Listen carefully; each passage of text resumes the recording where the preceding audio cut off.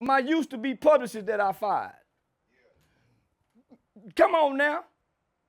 They in his ear. I got the text message. Say, man, they in my ear. I know they in your ear. I know you got a broke trying to manage you. Trying to play like your man. That broke. She stay down the street from my Joe Blow, driving a Honda. You got a broke managing you. You go take any kind of booking. That's why you doing with Shamar, and you don't even want to do it. Come on, my everybody broke. So you got to do this ain't broke. Yeah, that done made me mad, Sean. They got me, and I want all the smoke. And I want all the smoke, my with whoever. Give a about no gang banging, snitch, turn 20 versus 1 star. I don't give a about nothing. I give a about a mother thing. Got me up. And the don't know what she doing. The nigga being misguided all this motherfucking life still to this day. Now come crash out on me. Yeah, that done made me mad. Yeah, I done tried to pack fire and play fire with it. Got me up. And then Barry White, hoe ass over there. Man, this nigga got me up, homie. Everybody, and listen, they can't get no interviews if they don't use my name.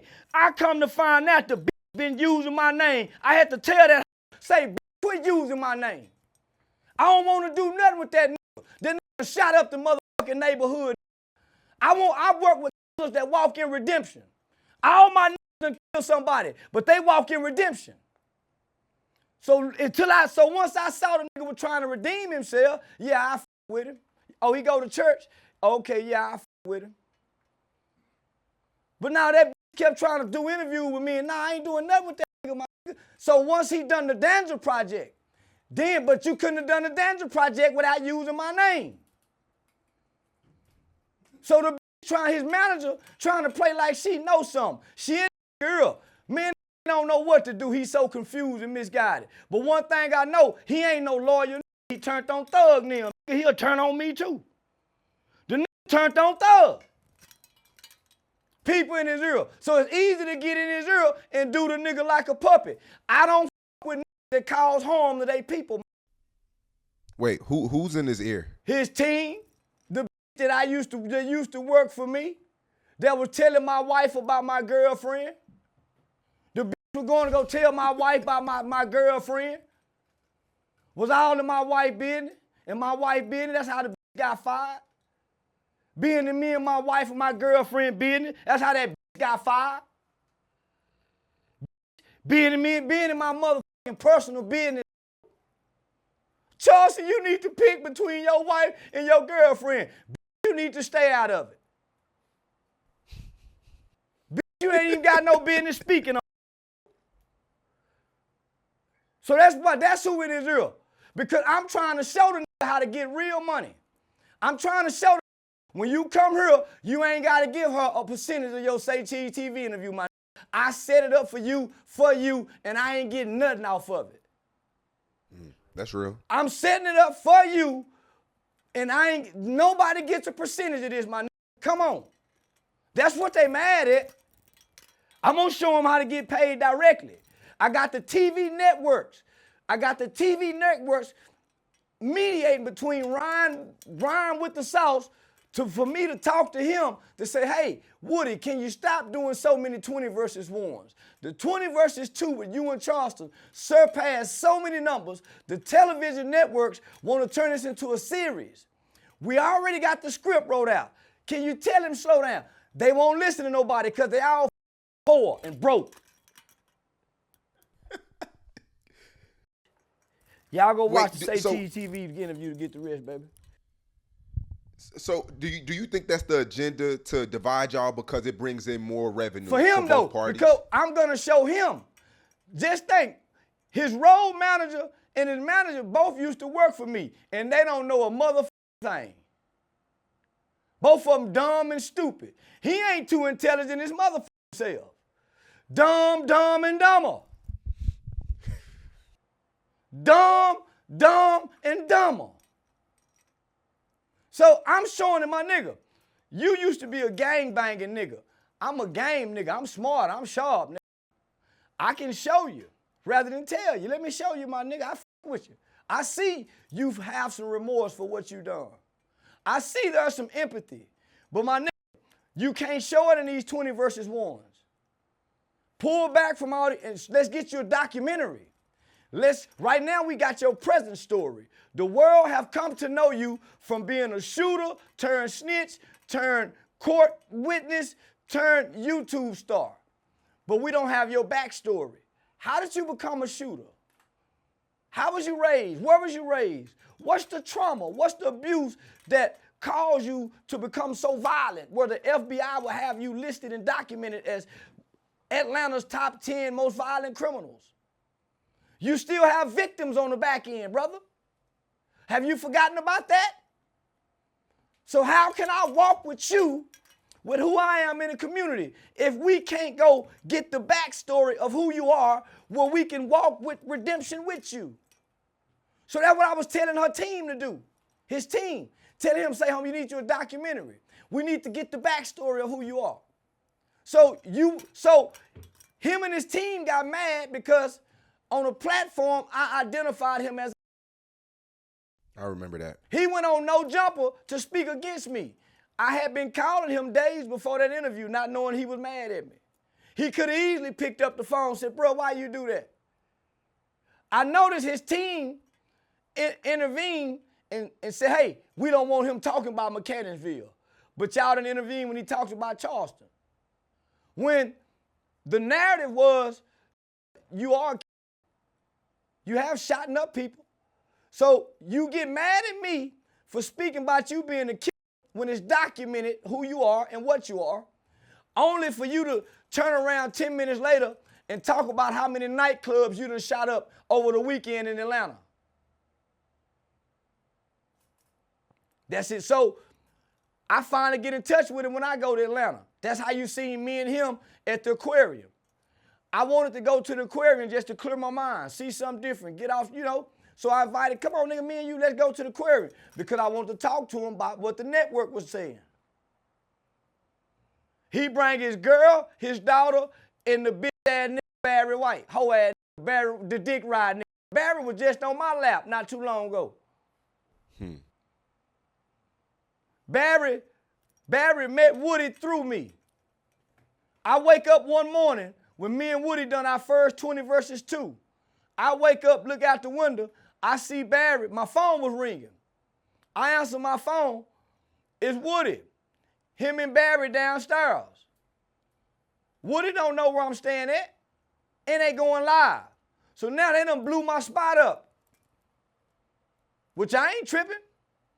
But he riding Woody dick without my permission. He done gave Woody the location where we staying at. Not that I'm tripping.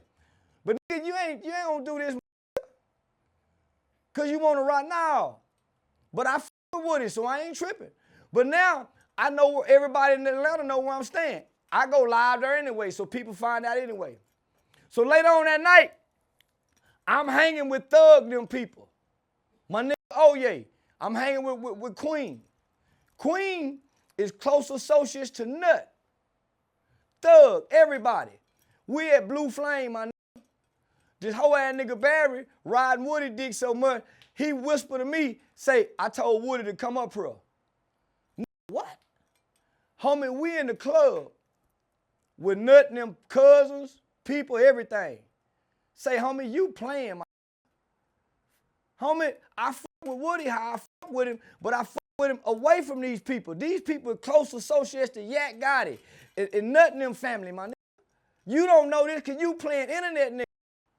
I don't mix this, nigga. Fuck you doing? You didn't ask me this, nigga. So I tell him, homie, nah, nigga, you gonna get all us killed, my nigga, trying to ride clap. Come on, my nigga, this nigga shot up clubs, this nigga done things. Come on, my we need to, come on now. I fuck with him how I fuck with him. I went to church with him. And he really got a good heart. He really a good Lord nigga. But it's too easy to play on his unintellectual mind. And everybody playing on him. Especially everybody playing on him. So when I go bad on the nigga Barry about giving up the spot and bringing Woody over here with these people, I don't hear from Barry no more. Next thing you know, I see him with Woody every day. Man, hoe ass.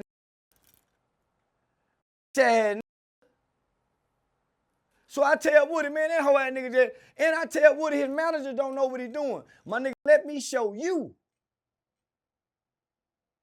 They booking you for anything because she getting a percentage. Let me show you, my nigga. You ain't gotta do this. The percentage you giving to this rotten hoe can go to your baby girl, my nigga. Your woman. You don't believe in having a manager and paying the manager a certain percentage? I got a manager. I tried to make her my manager. I done took people who've never managed nobody and made them my manager. And they start to try to act like they know what they doing. You ain't never managed before. So what's the problem with somebody taking a percentage of? Let's say there's no problem. But all money ain't good money. Got you. And once you get to a certain level, it's certain things you just don't do no more. Once you reach a certain status. I agree with that. 100%. Once you tried to tell me that, my nigga. Yeah. You tried to tell me that with the Big Chief situation. Yeah, you oversaturate yourself. Man, you going to go back to get a has-been, no-name nigga that's gonna ride your. You tried to tell in so many words without saying that. I did. I did. But I didn't listen, but I listened. So now my mistakes, my failures, I teach that.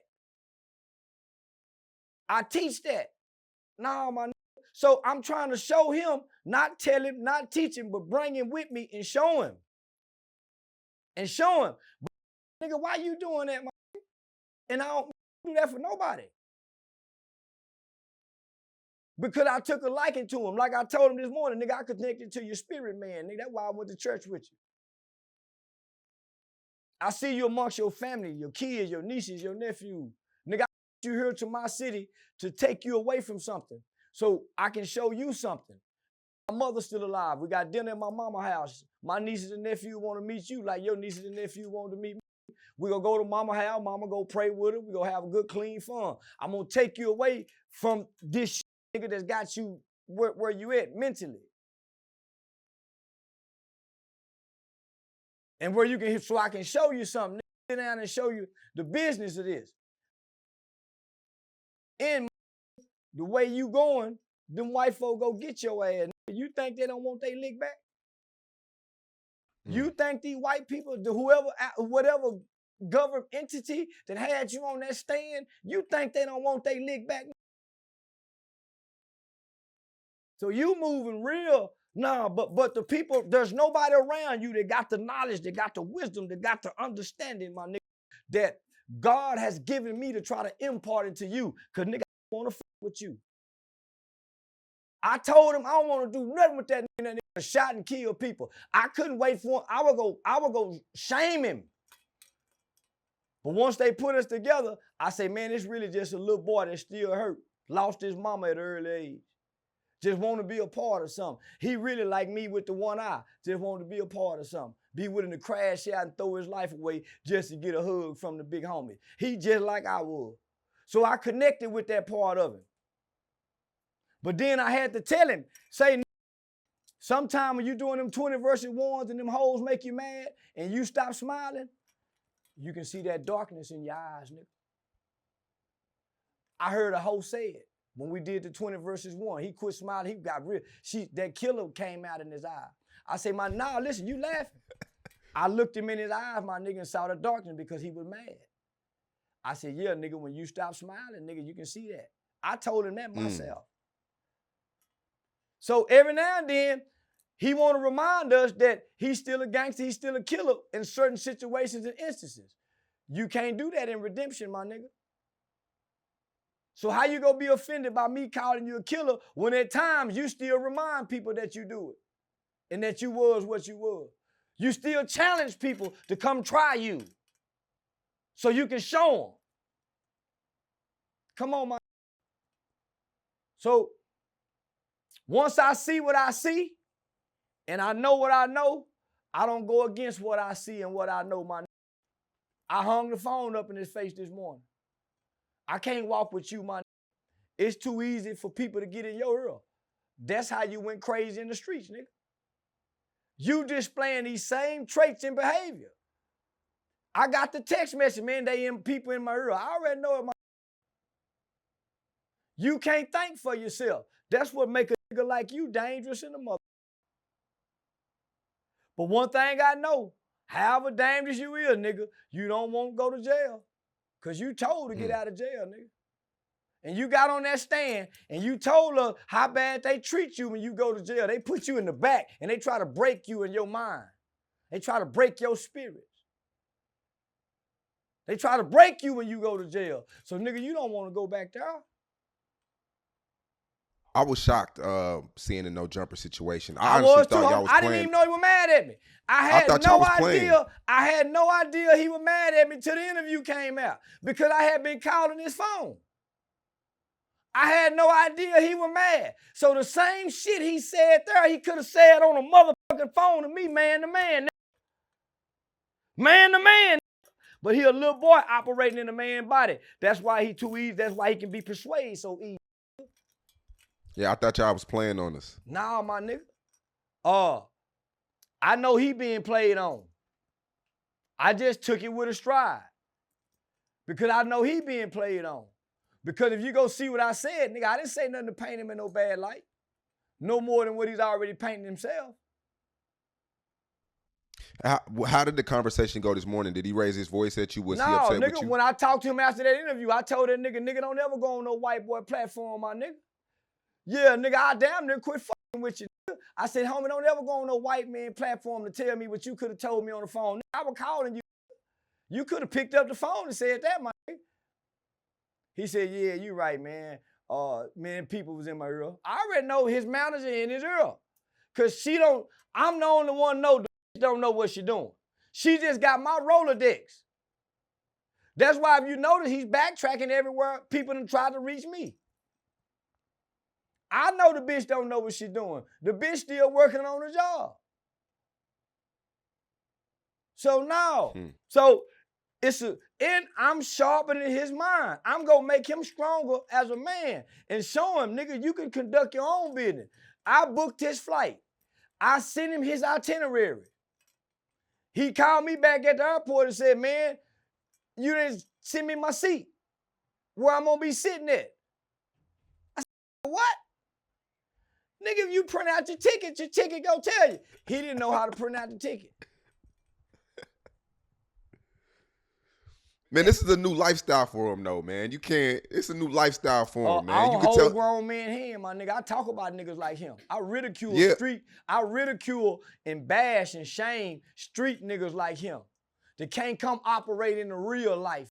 Have to be dependent upon people. But you've been shooting up your neighborhood. You a real gangster. But look what you gotta be dependent upon somebody, nigga, for something so simple. But you could tell he just now starting to get money too. Like we even posted him. I understand. I understand he just now starting to get money. But what I'm saying, I'm packing fair and I'm playing fair with you. The people around you is getting money out for you. I'm saying, listen, and only way they got to him is using my name. The only reason he let her manage him, she was using my name. When I talked to that nigga yesterday, that nigga told me, I met you through her. I said, nigga, no, you didn't. You didn't meet me through her. She was already managing you when I met you. That's how I met you. She trying to book me with these 20 verses too. Nigga, I didn't know you for then. In his mind, that's what he thought. Did you see that video where he's sitting on a 4-wheeler counting like 100,000 in his hood? When we seen that, we posted that on Say Cheese, and a lot of people was like, you could see that whatever he was doing with YSL, he wasn't getting money for that. Like, this is all new to him. All this is new to him. And he doesn't know how to deal with all these people coming at him because he never really had real money before. Yeah, that's why I got to get away from him. He go crash out. He don't know how to, and he's too easy to be manipulated. He can't think for himself. He don't know how to get by himself and think for himself. That's the avenue I was trying to open up for him. I'm telling him, homie, listen, these white people want me to talk to you. Let me bring you down here. This was the conversation we had. Let me bring you down to my city, homie. While you down here, I'm going to put some money in your pocket. Make you about 10, 20, 30,000 while you're here. But these white people want to talk to me and you because, homie, you killing the game. You oversaturating yourself with the 20 versus 1s. Nothing is going to surpass those 20 versus 2s that we did. Homie, they got a bag for both of us. And they are asking me to talk to you because they've already tried to talk to you. But it's his team that keep booking him for. Because they still off in the ghetto. They don't have 100,000 account. So they keep booking him for the percentage game. I get it. I get it. But Woody, let me talk to you man to man, fam. These people got a way bigger bag for you and me. We gonna move forward with or without you, Woody. We're gonna move forward with or without you, Woody. But nigga, I like you. I like our chemistry. I know a little bit of your backstory. I think if we can get your backstory out, nigga, I think you got a hell of a story. But nigga, you go kill yourself, nigga, this shit. Nigga. All you gonna be known is for snitching in 20 versus 1. Let's get your documentary out, homie. So let's pull back. You got enough content out there. Let's build your YouTube channel. Yeah. Let's build your YouTube channel, Woody. Let me bring you to Dallas and we do a 20 versus 1 on your YouTube channel, Woody. On your channel, Woody. So that's the game I'm getting. So he's saying, yeah. So when I called and present this to him, he said, yeah, shit, make it happen. I just left Indianapolis. I got a bag up there for the weekend. Ooh, I got a bag up there for the weekend. Before I left, I called Woody directly. Where this body goes direct. Hey, Woody, boy, they love you up here, man. I told him, put him directly in contact with the people with the bag. Put him directly in contact with the people with the bag. I fuck with him. I ain't cutting off 6 and 8 or nothing. I'm putting him in the way and getting out the way. So when I come home, I said, shit, man. I get a call from the people from the 20 versus 2. Hey, man, when can we get on the phone with the creative director? We've been trying to call Woody. So I called him. I said, say, Woody, man, these people want to meet with us. The creative directors from the network. They already got the script and everything. He said, yeah, shit, let's make it happen. I said, see if you can get permission to come out here. He get permission to come out here. His manager and them and get word. I specifically asked him, who you bringing with you, Woody? He said, me and my brother. I said, okay, bet. I'm going to put you up in one of my little spots. Shit, nigga. Talked to him that morning. He don't tell me bringing 6 people. Shit, I see you when you get here. When he get there, his manager done come in and shot skates up under me. This ain't no business trip. She done turned it into a business trip. Now she trying to get the rental car for him. I done already sent my wife to go get the rental car yesterday morning for him. I got an SUV because I know it's going to be me, him, and probably some more hoes. So I had the wife go get a rental car. Go get an SUV. I got a spot in Frisco. I got one by downtown. He can go to either or. I got the Say Cheese TV set up. We got the Tucker Carlson, the Mike Sean Kelly, and we got Big Bink on the line. So I got him an itinerary. Then we go to mama house where he can get him some family love. Mama can pray, to restore him, refresh him. But the manager, and he done brought the whole ass nigga Barry. Barry done drove from South Carolina to Atlanta to come fly here because they trying to make it business. Because he done said, I'm going to do a Say Cheese TV interview. They thinking, I want to get my, come on now. So he show up with 6 ain't got no money. A road manager that don't know nothing, that's for coattail riding. A manager that's trying to derail me and his relationship because she and her personal feelings about me and her past dealings. You see what I'm saying? He got all this in his ear and he ain't got no time to think. Because he's showing too much money. They ain't gonna let you think when they know you got that kind of money. You ain't gonna never get no time alone. Your phone ain't gonna never stop ringing. And you ain't never had this before, and everybody around this motherfucker broke. Shit, nigga, they gonna run you in the ground. So I'm trying to give him an escape. Say, nigga, come down here and get you a little spot. Nigga, they gonna keep fucking with you up and around Atlanta. They know you're on probation. You don't have a driver's license, so they gonna keep running down on you. They know the niggas around you got a gun, so they'll keep doing this to you. Come down here so you can out of sight, out of mind in Atlanta and eat a little bit more out of here. So I'm trying to show him. But I done led the horse to water. I can't make him drink. This is where I walk away and lead the horse. Don't give a damn about the horse. Get back up on my horse. Cause nigga, I done got out my horse and tied my horse up. Come on now. You do that a lot for people that you really like. So nigga, so for him to go on No Jumper and his team let him speak against me when they using my name to get him interviewed. And they used to be my friends. I just checked this nigga last week. Now you can tell them, nigga, you let the nigga speak against me. And I don't give a fuck about how no nigga feel about me. And I ain't done nothing to no nigga. Nigga worried about what I done said, and you done really hurt people. You really done hurt people. Killed people, shot at people. I've never done none of that to my people.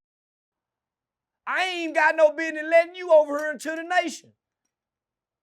How bad you done people in your community. And y'all want to forget he done this? I ain't never forgot. That's why I remind him all the time, nigga, you got victims. He told me Nut Mama and Nut Daddy come to trial every day. And they don't smile. And y'all smiling. Don't forget that. And I ain't gonna let you forget, nigga. My mama didn't let me and my brother forget. You owe a debt to the life you done harmed and hurt and took, nigga. How can I let you forget, my nigga? Don't forget about them victims, my nigga. I told his manager, don't forget he got victims. I told that whole ass nigga Barry that riding with him, don't forget he got victims, nigga. Y'all playing. But of course, I think everybody play. Was it worse that he said it on No Jumper? Because we all know how you feel about No Jumper. Was it worse that he said it on there? Yeah. I told him, nigga, I would have been more better if you wouldn't have said it on the black platform. You wait to go on the white boy platform, but you and your team strategically done that, nigga. That wasn't by accident. That was by choice. They strategically done that. His team know to do that. They personally know me. That know me, my nigga. She know that was gonna really set it off.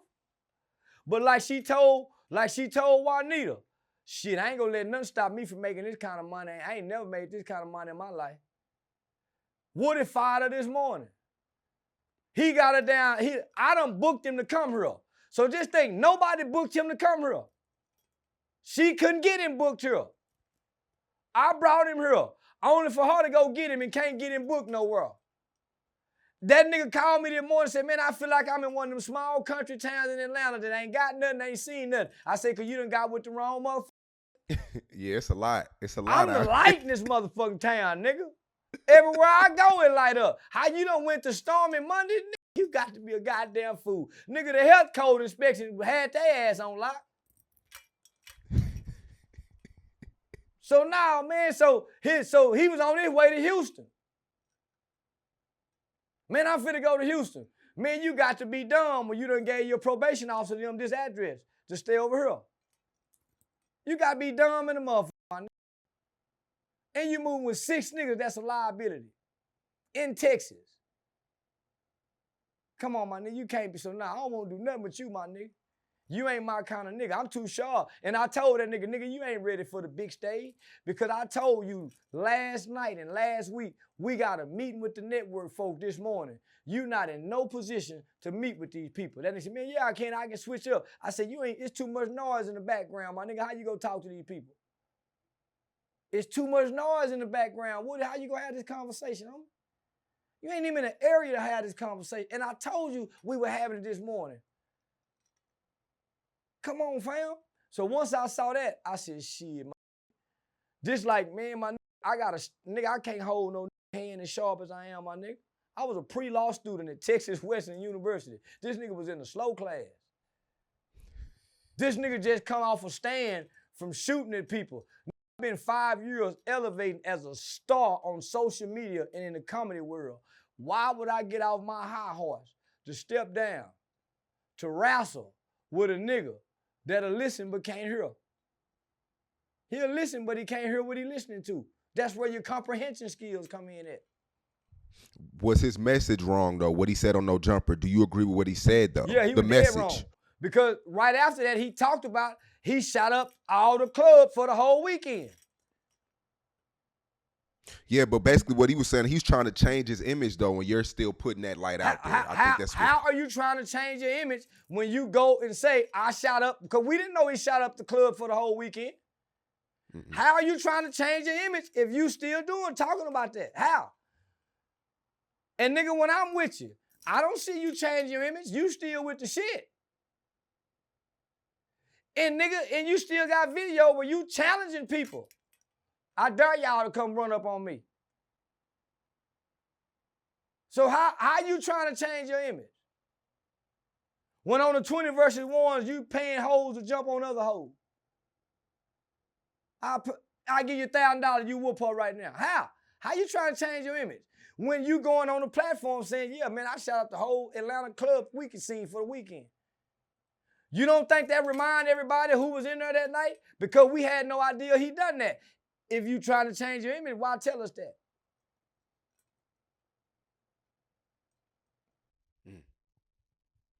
Like he said, he had people in his ear. A street nigga don't know image. That's his team talking image talk. Because if you're really trying to change your image, you don't go back to your neighborhood and show $100,000. He just got, I mean, this is first time having that type of money, I'm answering your question. You said the message, change his image. How you trying to change your image when you still projecting and propagating the image? And you still talking about who and what you done shot up.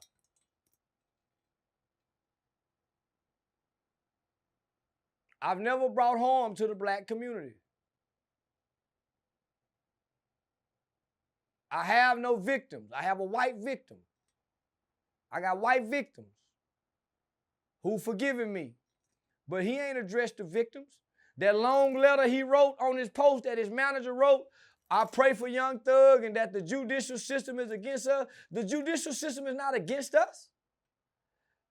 You niggas was committing real crimes. Don't make it like the prosecutor and the police just can't. Y'all niggas were committing real crimes. So for your management team to go on there and write that long bogus bullshit as if it's you when the world had already said you can't read or write, but y'all write this, come on now, bad PR. That was bad PR. Bad PR. And then to use that moment to say free Thug and then attack the same judicial system that gave you immunity, nigga, for working with them. Bad PR, Angel, dumbass. That was stupid. I sat back and read that. I said, that was stupid. This nigga is being misguided, misinformed, misdirected, mismanaged. So I'm saying, nigga, let me pull you next to me, nigga. I don't want nothing. I ain't gonna get nothing. Nigga, I'm gonna get mine from blessing the least of those, the retarded. God go bless me for helping the retarded boy. And I'm gonna pack fire with the retarded boy. I don't want no percentage. You ain't got to keep doing nothing with Shamar, my nigga. Put you a documentary. Let me put you in contact with this person to help you develop a small documentary so we can get the whole story to who you are and how you became what you were and how you're evolving to become who you're going to be. I think in your statement, calling him a killer or a shooter or whatever, I think you were lifting him up too. You were explaining why the youth have gravitated to him. Well, I was trying to give him some protection because I'm seeing the comments and I'm telling everybody who keep calling him a snitch and this and that, hey, don't y'all forget, this nigga really will do something to you. Mm.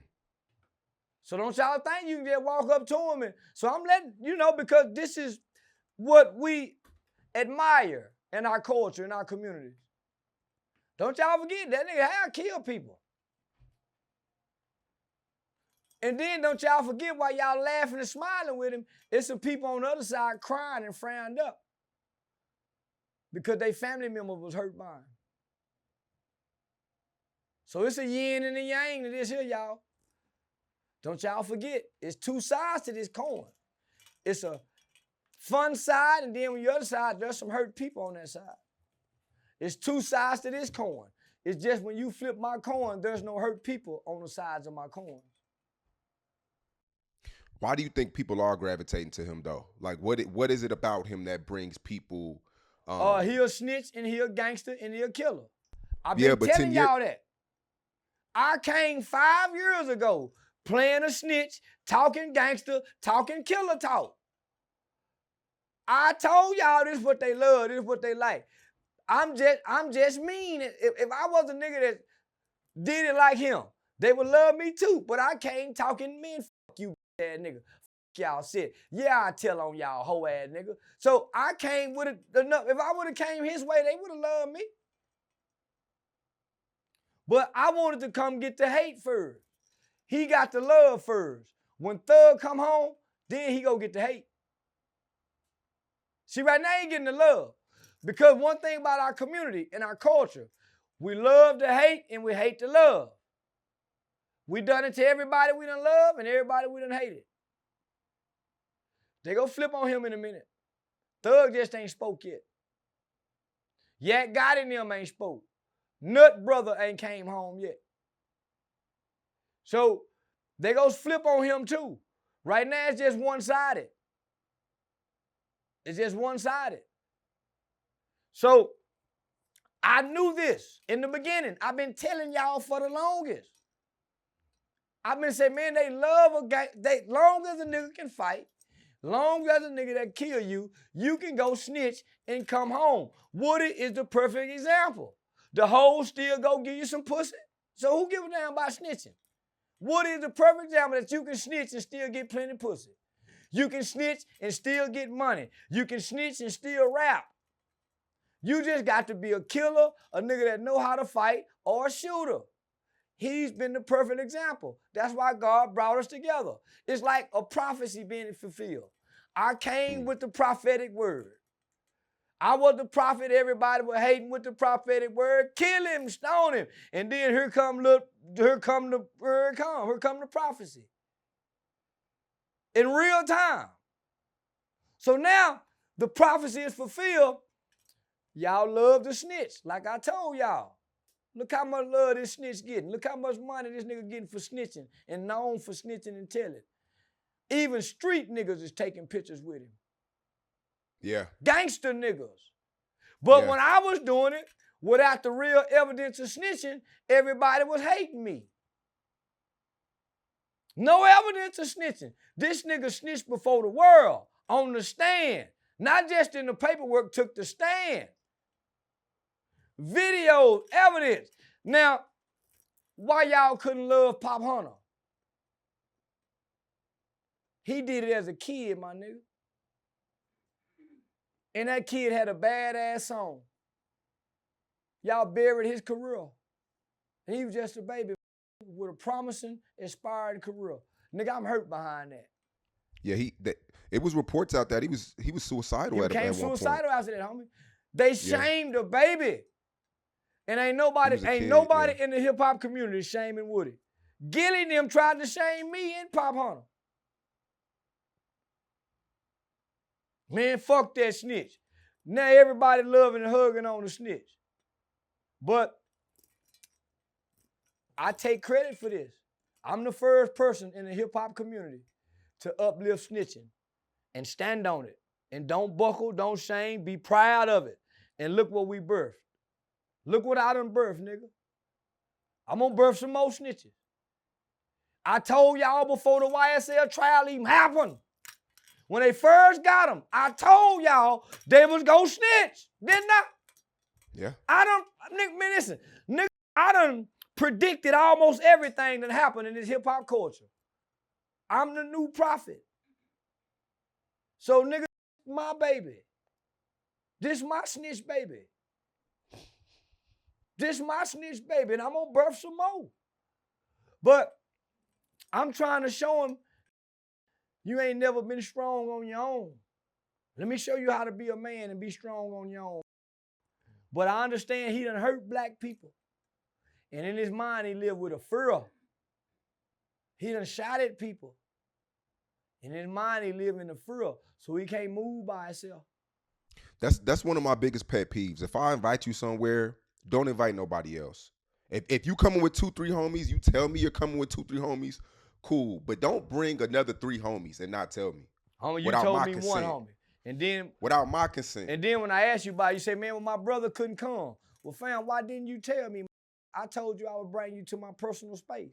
Why didn't you tell me, man, my brother couldn't come, but I'm bringing these 6, and I could have had some say-so. Well, my uncle told me that I probably should move. Okay, there, y'all go with that street shit, homie. I ain't no street nigga. I ain't got to move like this, my nigga. So once I see this how you got to move, let me move away from you. Once I see this how you got to move out of town, man, my nigga, let me move away from you.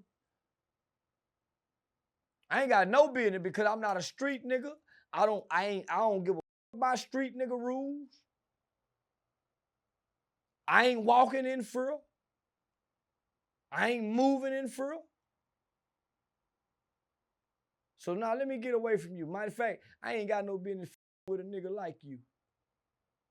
Kind of nigga I am. Yeah, man. So much potential with that duo. I mean, a lot of potential. The video did 6 million, damn near 6 million views. And we could have got a lot more from that duo. And like you said, a lot more positive could have came out of that. Yeah. Yeah, a lot more. A lot of positive. So last thing about this situation, he fired his manager. What does that mean now? Because that was the person who was in the middle between Well, both of y'all. he said he fired his manager, and then he said he just hired him, whatever girl he brought with him. Okay, so things should be good now, right? I don't want nothing to do with it. He's not a man of a sound, stable mind. He still got to grow to become that kind of man. He just coming out of jail and out the streets. I'm beyond.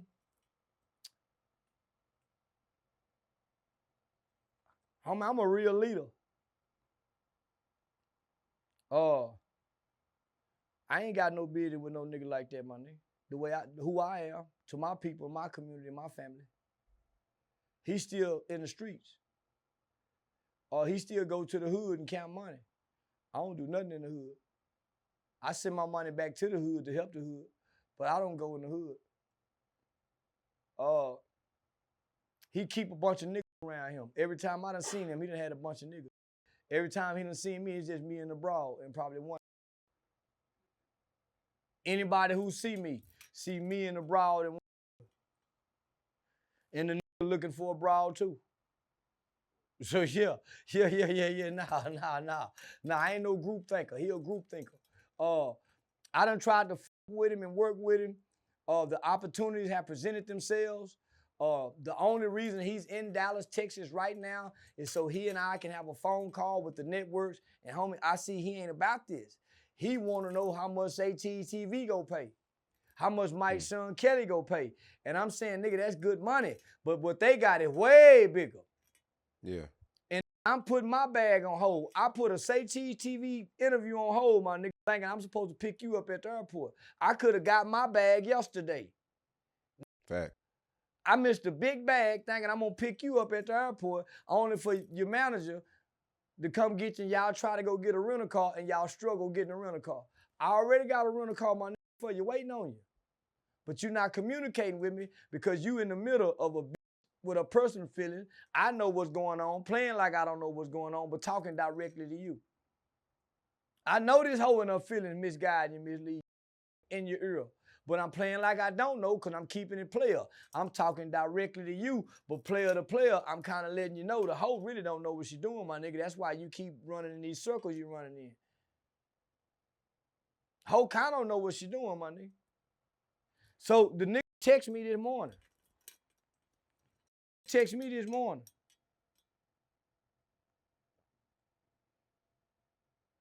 Text me this morning. I must admit, you had proved to be right, and I understand your frustration at me. I apologize, and I am leaving, none to say to her. This nigga just text me this morning. I just text back, I with you, and gave him the address to come here to do an interview. And then what happened? Huh? Well, he ain't, I'm trying to talk to him, tell him, homie, the people want to know, the network people. Yeah, the network people. Nigga, we got them waiting for us to talk. You act like that ain't you, but you thinking interview money. Got to think bigger. Come on, man. He's stuck on interview bigger. money. I'm saying, More homie, the longevity. only reason I brought you here is so me and you could talk to these people together. They asked me to talk to you, Woody. Well, yeah, let's make it happen. I said, homie, you ain't, and I told him, you ain't ready for the big stage. And then he told me, man, you a disrespectful old nigga. I said, no, it ain't about being disrespectful. You ain't ready for, some niggas ain't ready for the big stage. I told him, you keep doing this. I told him, you keep doing this low vibration ghetto hood shit, and I'm gonna go up to the top and deal with them. You stay down here then, is what I told him. And then he kept saying, when you left me at the airport, you showed up with 6 niggas. Then you left him at the airport? I didn't leave him. His manager showed up to pick him up. So when I called him and said, man, where you at? His response was, we're going to go get a rental car. What you need a rental car for? I got a rental car. He said, I got 6 people. What? Man, that me up. All plans is canceled now, nigga. Hell yeah, you can stay up there, whatever y'all doing. But I'm steady communicating with him. Hey, man, let me know when you get to the hotel. Let them go get a hotel, Woody. I got a spot over here for you. He said, man, I can't leave them. They ain't got no money. I get even more frustrated. You brought 6 brokers? Oh, man, plans canceled, man. Plans canceled. Man, I got to catch you another time, Woody. Man, we set up for the Tucker Carlson show tonight. We got personal invites. This is humongous. If you know who Tucker Carlson, we got personal invite with Mike, Sean Kelly, and them. Man, this is humongous. I tell him, man, we got Mike, Sean Kelly tomorrow. How much they paying? They ain't paying nothing, Woody. But me and this guy done an interview, and it made it to the billboard of New York Times Square. This is the Joe Rogan crowd. Grant Cardone, this is a big crowd, Woody. We're going to go on here, this go paint you in a whole new narrative. This is where we get the backstory at. You tied to one of the most historical trials in the history of America outside of OJ. This where you get the backstory, Woody, for your movie, your biopic. Come on now. Yeah, everything don't gotta be money, money, money. Sometimes how much I said, Woody, I've done 3 interviews with them, my nigga, all free. And all of them have opened more doors, Woody. So once he couldn't get that, I hung the phone up in his face. Different demographic of people he would have got. I hung the phone up in his face. My patience is thin with grown men. That's why it's important, it's imperative that young people have the proper growth and development as young people. And man, don't wait to get old to try to learn this shit, man. Man, don't wait till you get in your 30s and your 40s, all of a sudden start to try to do right in life. You don't know how to fly. You ain't got a driving license. You got to try to fix your credit. You ain't never, man, come on, my nigga. And that's what we dealing with. A touching $100,000, don't have a driver's license, don't have a credit card to get the hotel, to book for the incidental fee. Hey, you'll be surprised. Like, all my hood homies don't have none of that shit. And they 30, 40 years old, homie. Yeah, that's normal. Come on, man. And I'm like, yo, y'all got to get y'all shit together, man. What value you bring to a woman in that position? You in a compromised position as a black man. None. You and 6 niggas fly somewhere, y'all can't even get a rental car. Man, motherfucker ain't use debit cards no more. So they struggle to get the rental car. So I call my people, I say, well, I need a call to get booked in my room over there for me. Hey, Woody, who I need to put the room in? Put in my name. Do you got a debit card, credit card to put the incidental fees in? Oh, no. Well, whose name I'm going to put it in? Whose name can we put it in? Okay, this is my new manager right here. I just made her I fired her in jail and made her my new manager. Okay, man, what's your name? That's why the black man got to depend on the black woman. Got to. He got to depend on the black woman, depend on his homeboy, or the white, he's dependent. So how am I supposed to walk with a man like this here? And I'm this kind of nigga, my nigga. I dictate, I'm the head of the household. Nah, my nigga. So I don't walk with these little boys. These the niggas I talk about in shame online. These are the niggas I've been talking about, Branks. Man, these niggas dumb and they don't know nothing. They weak. All they can do is f. That's why he's stuck on the 20 versus 1s. You can't take him nowhere else and have no other kind of conversation of an elite and sound mind. It got to be this and shit here. So I'm saying, I see something in you that we can project you in a whole different light to the people. And you likable, you got charisma. And you really have a good heart to try to do what's right now that you're in a position to do what's right. You really want to do what's right.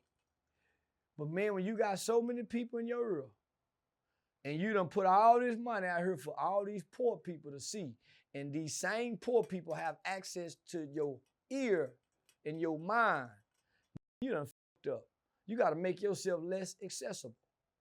Did you give him some game on what to say in the trial? I gave him a whole bunch of game. We talked every morning to that last damn. We damn near talked every morning.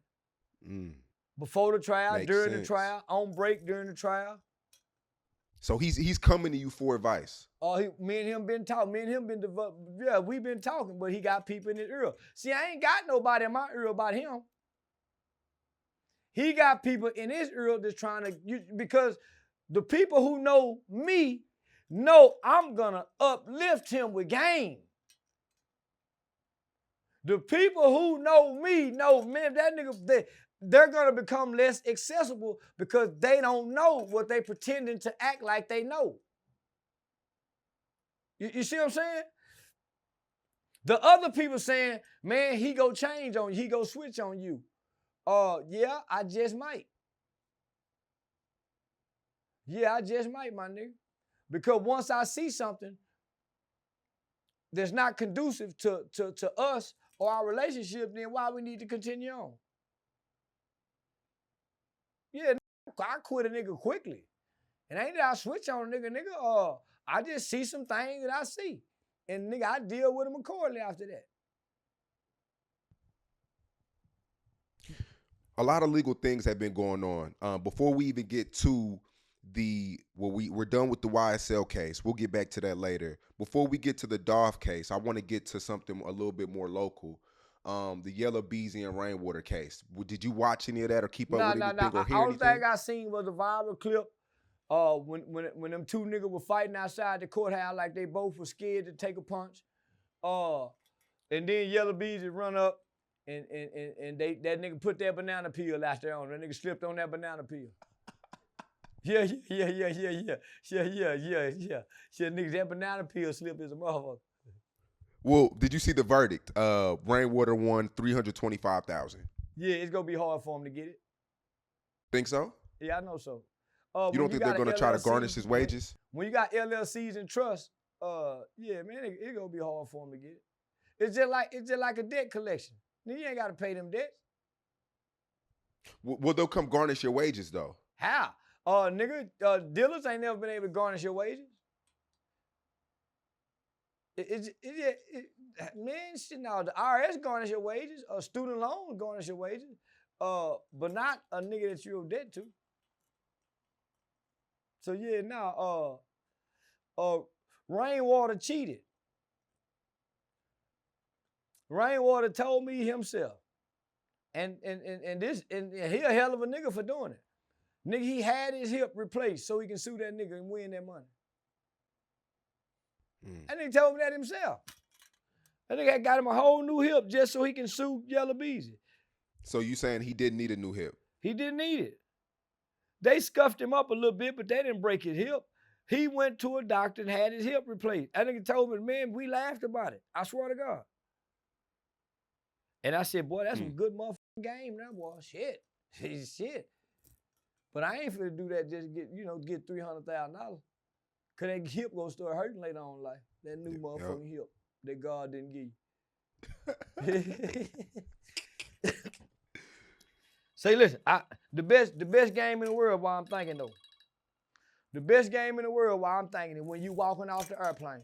And I've been thinking to get them too since I got banned from Southwest Airlines. You know, you coming off the airplane and that little step right there from the terminal, it's always a little gap step where you got to step down. It's supposed to be an even surface, or they're supposed to have something over it where you don't have to step down.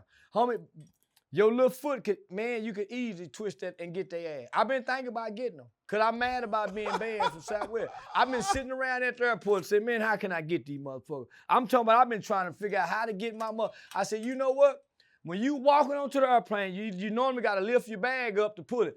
By law, it's supposed to be an even surface. What if I'm an elder and my front toe get caught down right there and just to look? Yeah, nigga, somebody get them. Yeah, somebody get them. I'm just putting it out there. It's easy. They don't have no defense for it. Get them before they start trying to see this interview and change it. How true is it that you were supposed to take the stand on behalf of Yellow Beezy? Is that true? Yeah, they called me. His manager called me, but they never got back with me. You would have took the stand? You goddamn right. And told them people, I swear to tell the truth, the whole truth, nothing but the truth, so help you God. I do. And so, yeah, man, nigga told me. And I ain't known for lying. Everybody know I tell the truth. I done told on me before. So, yeah, I don't give a damn. Yeah, mama say just tell the truth, boy. So they got back, so they didn't get back with you? Nah, they didn't get back. Lo didn't get back with me. He hit me up and asked me. I said, yeah, I do it, nigga.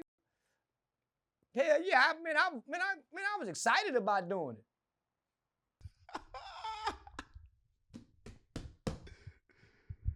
Man. Yeah, nigga, hell yeah. But nah, he lying, homie. That nigga told me that for real. The Rainwater did not really get hurt. Appeal, that's man. That's crazy, man. Wow. That was one of the, they say that was one of the most, one of the biggest cases in Dallas, Texas history, civil suits. Oh yeah. Yeah, Oak Cliff was showing up, Hoods was showing up, people were showing up, a lot of media was showing up. It was big. It was so big. It was so big that they stopped it and they made it streaming only, so people couldn't show up. Yeah, I didn't see it nowhere. It must just be here locally. It wasn't no international case. Nah, it wasn't no international case. I'm an international nigga now, Sean. Yeah, that little local joker shit don't move me, nigga. I'm an international nigga. Oh, yeah. I didn't see that shit nowhere. My algorithm so big. Yeah. Yeah, them peons you talking about. Well, the judge wouldn't let people screen record it, or I think even Skull, a few other people, the internet bloggers who tried to screen record it. Because they were trying to monetize. So the judge can't allow you to come in here and monetize off this case nor the courts. Y'all were making money off of it. Yeah. So the judge can't allow that. Not intentionally know that y'all are doing this, and this is gonna go back for you guys to dissect it only to monetize it on your social media platform. It's victims in the case, and Rainwater is considered a victim. Yeah, and now all of them, I think they got to go to court now. I think all of them got to pay fines now. Yeah, now they got to pay because they went and made money off of it. And if I were Rainwater, I'd go sue everybody who was streaming it and made money off of it with a YouTube because I'm a victim for my victim compensation. Yeah, I go get my victim compensation off every YouTube channel that was in there streaming it. And if they put it on YouTube and they got a commercial on it, I would pursue them. Do you think Yellow Beezy has any regrets, or is that like does that teach him to think before he acts now? Is that a lesson? Well, the death of Mo3 taught him. Everybody learned a lot from the death of Mo3. You see how peaceful it is? You see how now when they see each other, they don't want to do nothing but talk and flinch at each other? Yeah. now they really don't even want to hurt each other, nigga. So now the Mo3 made the sacrifice for nigga everybody to think better. So you gotta understand, when that situation happened, Mo3 was still alive.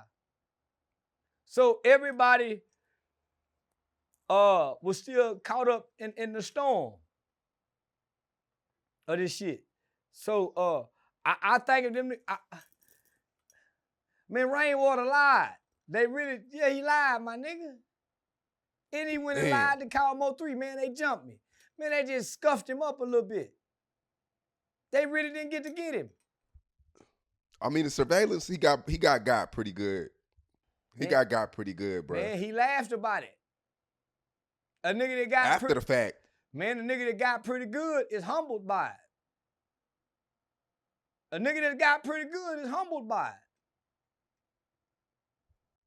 Where do you stand at now? Because I mean, there were IG lives coming out about you were back Team Mo3 again.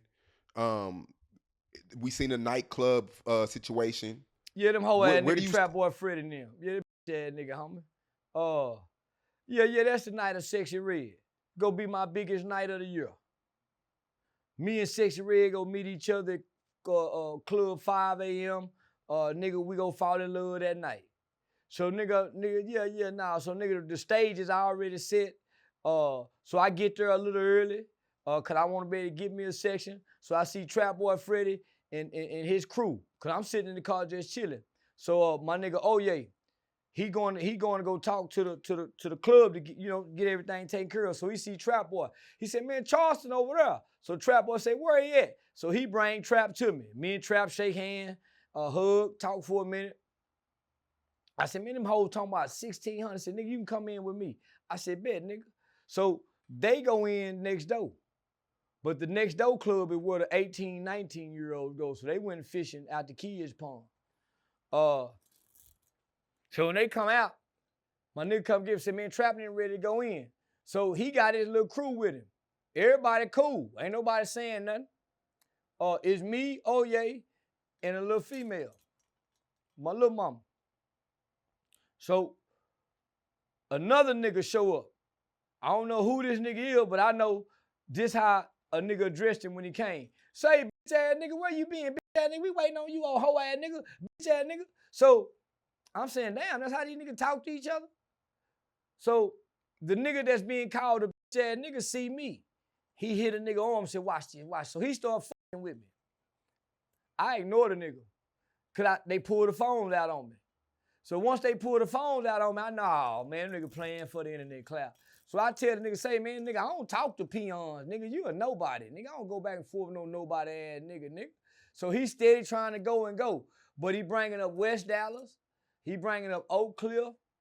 So I tell Trap Boy, say, you better get this look. He talking about how he just did 7 years with Psycho. So, nigga, I get mad and say, nigga, fuck West Dallas, bitch ass nigga. Give a fuck about no motherfucking West Dallas, nigga. Fuck Oak Cliff too, nigga. Fuck your hood, hoe ass nigga. Nigga, I just did 7 years with Psycho. But now you trying to shake my hand. Nah, I'm just playing with you, so I don't shake his hand. Bitch ass nigga, I ain't shaking your hand, hoe ass nigga.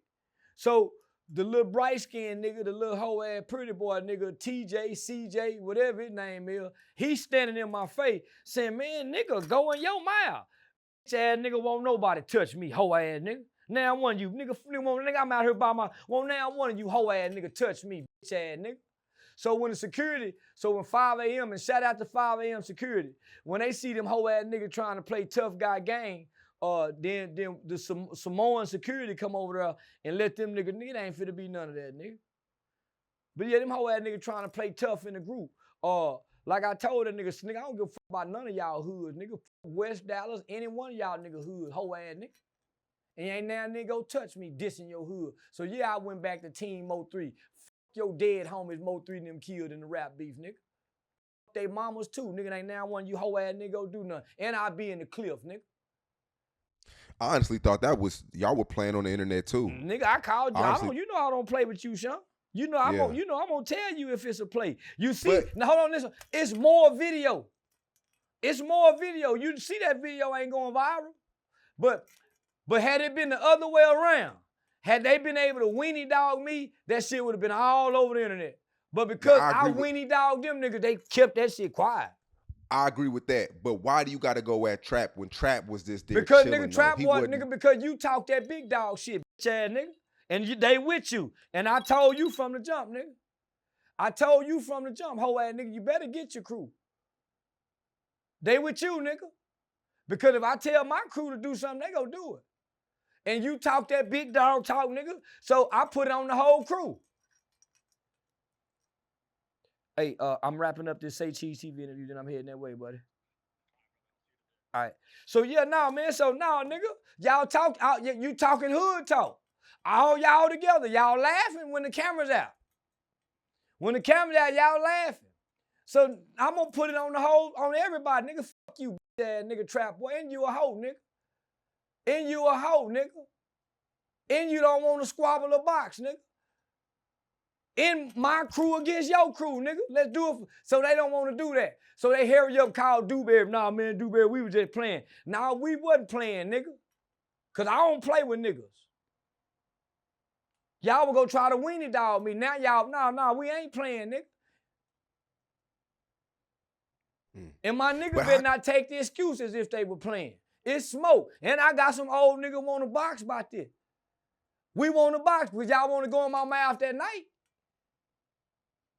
You heard that nigga say he'll come, let's go in my mouth, hoe ass nigga. Or let's take this STD test like I challenge you nigga to do. Cause they say a lot of you niggas got bumpy dicks and dripping dicks over there in that cool money clique. Yo, bro. Man, that's just a word on about the Oak Cliff niggas. Hey, man. That's just word on the Oak Cliff nigga. It's a certain zip code in Oak Cliff that's infested with STIs and STDs, my nigga. I swear to God. It's easy to go get the public health report. Them niggas is not getting cured over there for some reason.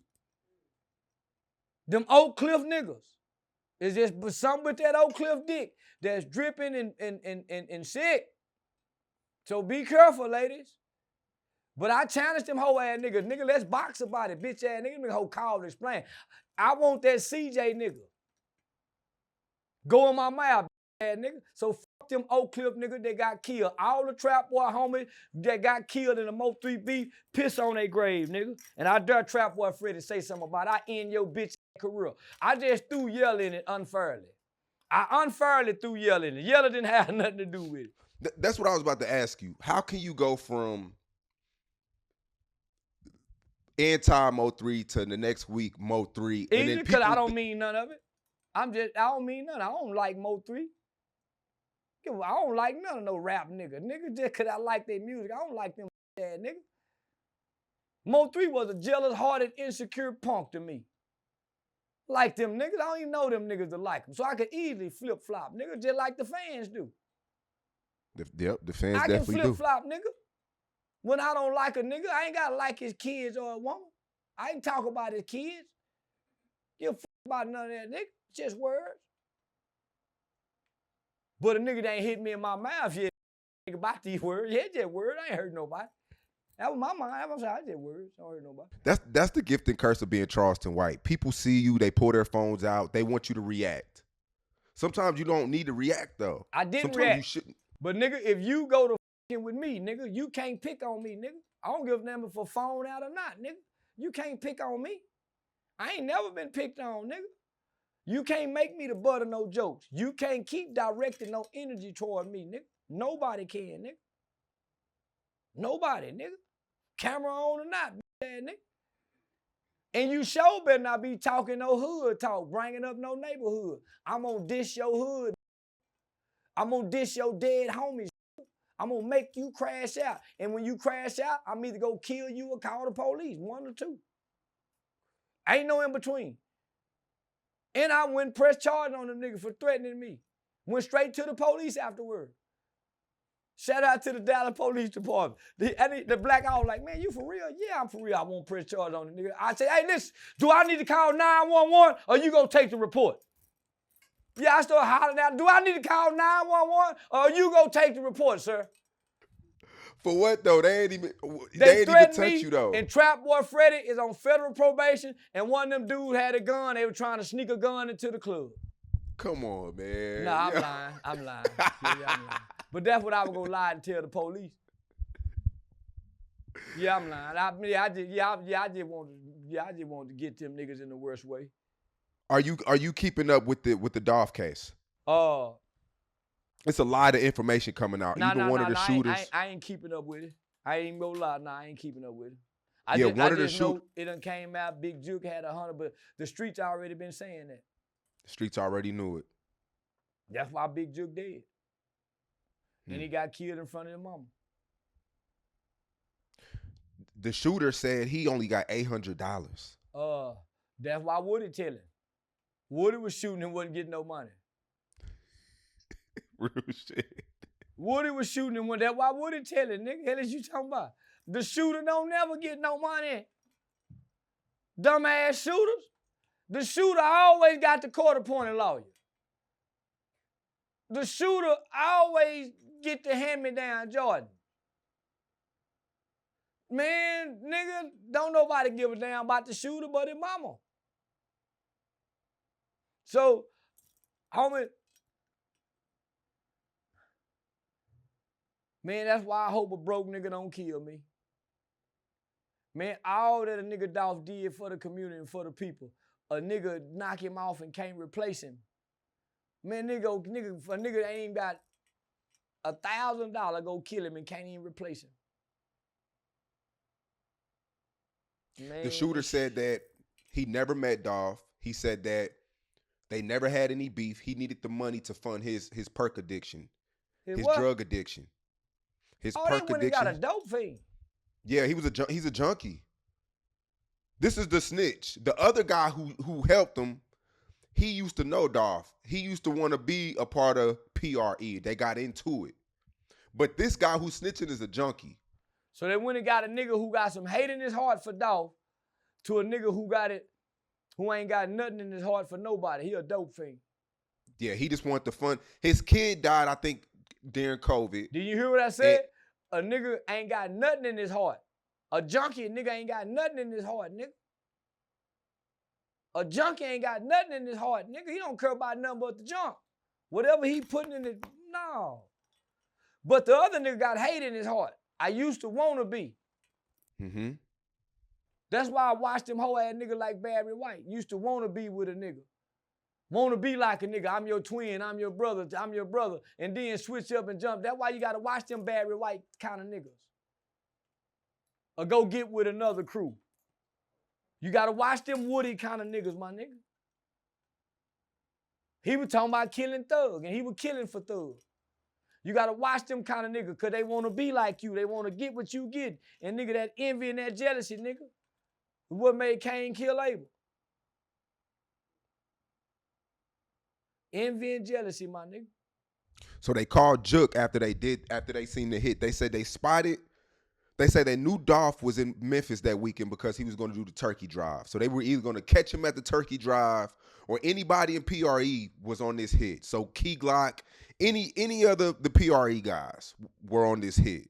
So they seen Dolph, they did what they had to do, and then they called Juke right after, and Juke was like, I'll get with y'all later. Never paid him. Sent him a letter with $500, I think. Oh, Juke was a rotten motherfucker. Shit. Man, he was a rotten motherfucker. So them niggas hadn't even talked to Juke before. They just heard it was a $100,000 hit. No, they talked to him on the phone on FaceTime a few times through a middleman. And I think they met him one or two times.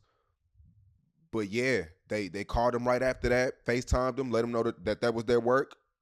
They met him a few times, talked to him, and then he ghosted him like that?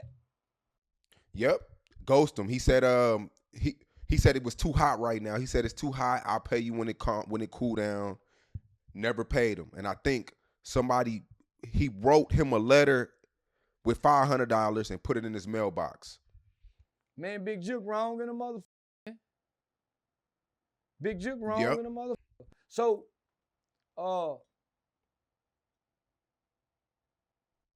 And Dolph was shot 20 times.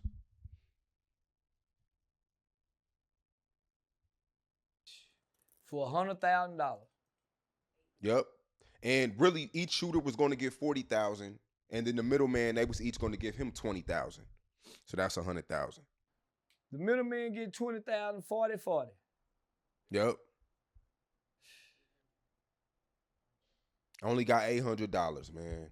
And Dolph was a guy who had a lot of real estate. He paid a lot of people's bills. He looked out for a lot of children. Every holiday he gave back to the city of Memphis. What was the beef with him and Juke? Why Juke want him dead?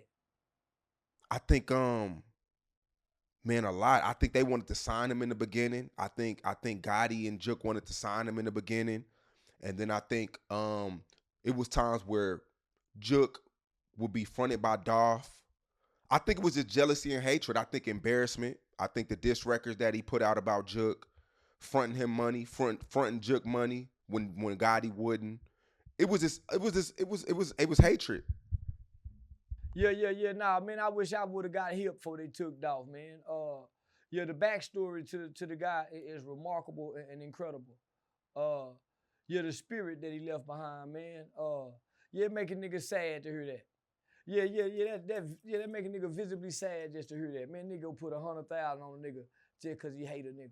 Nigga ain't done nothing to a nigga. Ain't caused a nigga no harm. That's why I move how I move. That's why when I see something in a nigga, I get away from a nigga, homie. Nah. That's why when I see something, nigga, I get away from a nigga, homie. Yeah. I don't care who it is. And it's just dealing with dudes who are in survival mode, man. It's like, it's dangerous because people would do whatever for money. Well, you used to tell me, man, why you go to these places? I didn't understand, homie. Till some niggas tried to rob me for my jewelry. I didn't cooperate. But homie. Homie, just making yourself accessible to these type of niggas. For these niggas to even have access to you and at you, homie, you supposed to make it hard. Yeah, so my nigga tell me all the time, man, don't make it easy for these niggas to get you. Yeah, don't make it easy for them, my nigga. Mm-hmm. Make them at least have to work. Dolph didn't make him work, because in his mind, nigga, ain't nobody gonna do nothing to me. I'm the king of Memphis, so in his mind, and that's what probably left him so vulnerable. Yeah, I mean, driving a car that everybody knows the camouflage vet, like no security. His brother did shoot back though. They both got shot. But shit, they can't, nigga. He shot back afterwards. Nigga, you gotta afterwards. So what ended up happening? A nigga sitting in the car on that phone. Nigga sitting No, in he the got car out. on the phone, He walked. got the strap right there to the side. Nigga ain't on guard. Most niggas ain't on guard. Most niggas with the strap is not on guard. They distracted. So their reaction is not gonna be a response. Nigga, it ain't gonna be a proper response. Cause most niggas bullshitting before something happen. Most niggas not on guard. Man, it's hard to be on guard and tactical, nigga, just on your own when you done got to this level, my nigga. Mm. Yeah, so I get it. Yeah, I get it. I mean, shit, a lot has happened. We haven't done an interview in a little over a month. It's been a month. Yeah, since we did the one-on-one. But since then, I mean, we lost Beat King. We lost Rich Homie Quan. Pee Wee Longway got caught. Listen, what lessons we learning as we losing these niggas? Health. These That's niggas one. ain't healthy. Yeah, he was a big fella. Yeah, he was a big fella. But shit, nigga died doing what he loved to do. He was on stage. Mm. Yeah, nigga collapsed on stage, right? No, that was the MC. I think Beat King collapsed at a radio station. Okay. Yep, doing the interview, I think, Okay. in Houston. And Rich Homie died of overdose. Overdose. He died what he wanted to do, doing what he loved to do, getting high. Mm-hmm. So you should nobody be sad. Mm. Man, if you know I do drugs, and y'all find me somewhere dead off the drugs that I like doing, who should be sad? Nigga died doing what he want to do. Who don't want to die doing what they love to do? I don't give a damn what it is, nigga. Nigga like getting high. If you die getting high, who should be sad? Nobody. Nigga, you died happy. And you died doing what you love to do. Let's celebrate this death. Boy, my nigga was over there getting high. Yeah, no, man, shouldn't be sad. Oh my goodness, he got the wrong kind of pill. He been taking these bad pills. Been popping these. In the songs 10 years ago, he told you he liked Xans, Perks, and syrup. It's been in his music 10 years ago. Why niggas sad and surprised?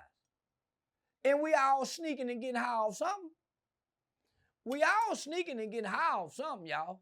So if a nigga his heart till it explode, man, shit, nigga died for. Well, she might have set him up. So, nigga, he died for. That's what he liked to do. So you got to put things into a proper perspective if you want to understand life. Nigga, life ain't as sad because a motherfucker done died. Tragic, motherfucker getting killed. That wasn't sad. Motherfucker being tragically murdered, that's sad. But a motherfucker just dying of a health condition or drugs or motherfucker driving drunk and dive in a drunk driving accident but don't kill nobody. Only kill themselves. Man, my nigga love driving drunk. I'm gonna be sad because he died driving drunk. Thinking what could have been done different. Eventually something had to happen. He wasn't gonna stop. He like it. So if you ever find me man, he got killed at the strip club. He shouldn't have been going to the strip club. Y'all better not be saying that. Y'all better be saying, man, that nigga love going to them strip club. He died in them strip club. That's where he wanted to die. Nigga don't want to die in no hospital. Do you think what's the best way to get somebody to get off their addiction? You can't.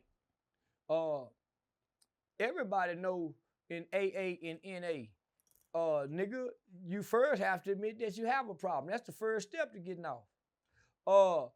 Nigga, the first step to that is being tired of going through this shit. You gotta be sick and tired of being sick and tired before you can get off something. And why you want somebody to get off something? Only to get on something else. So once you stop doing this, you got to stop doing this. You got to stop doing this. So why you just don't pick wisely? Why we want somebody to get off drugs and they like doing drugs? Why? They like doing it. You do what you like doing, don't you? Let them do what they like doing. Do you give homeless people money, like junkies money? Yeah. To get more high? Yeah. If a nigga standing on the corner saying, nigga, what you go buy with this for real? Some food or some beer or some drink? If he say some food, I ain't gonna give it to him.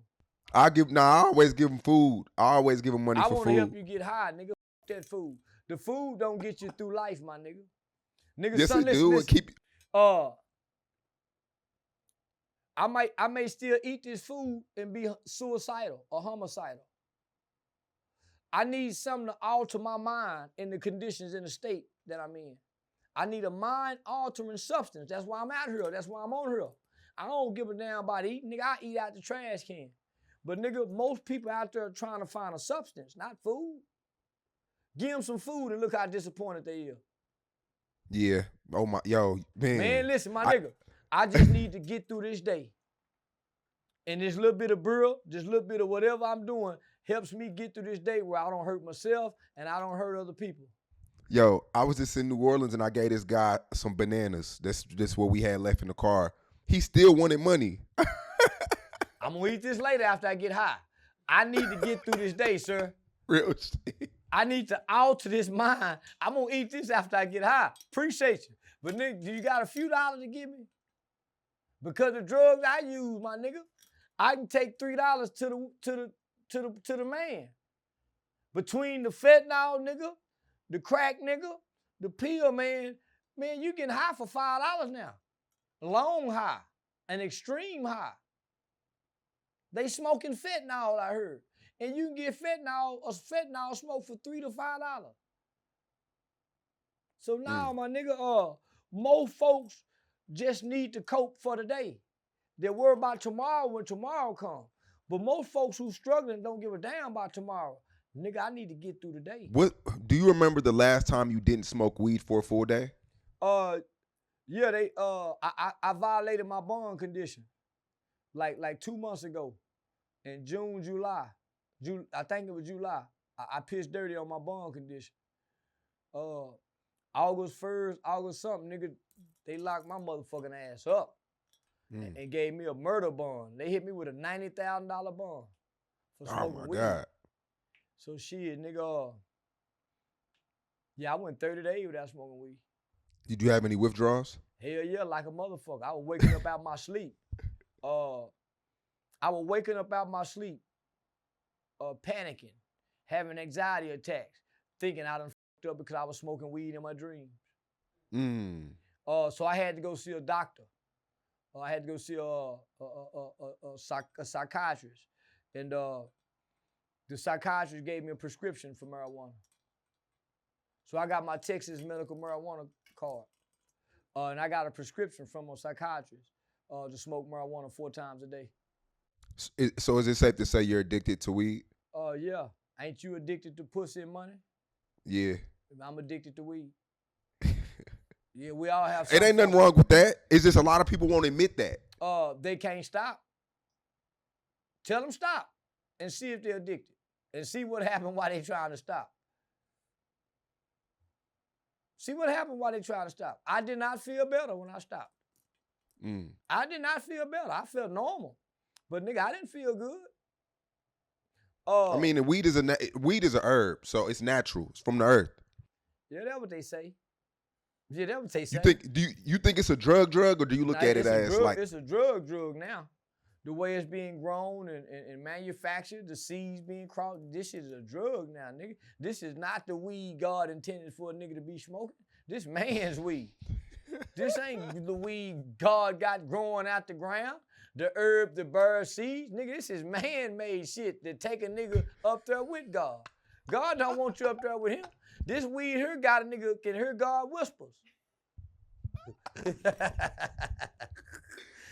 Dude, do you smoke Reggie or do you like rapper weed? Ain't no more Reggie, nigga. Man, where nigga? It's Reggie out there. Where? Old heads like Reggie. Where? You must be getting it from the gas station. I mean, it's still out there. You can still get Reggie in the hood. No nigga that make $1,000 or more know where to get some Reggie. The Reggie is for high school kids. No, homie, because the cannabis industry have evolved so much. Man, ain't nobody getting no Reggie, homie. Nah, I think your stature and your celebrity makes it to where you'll never get near Reggie weed.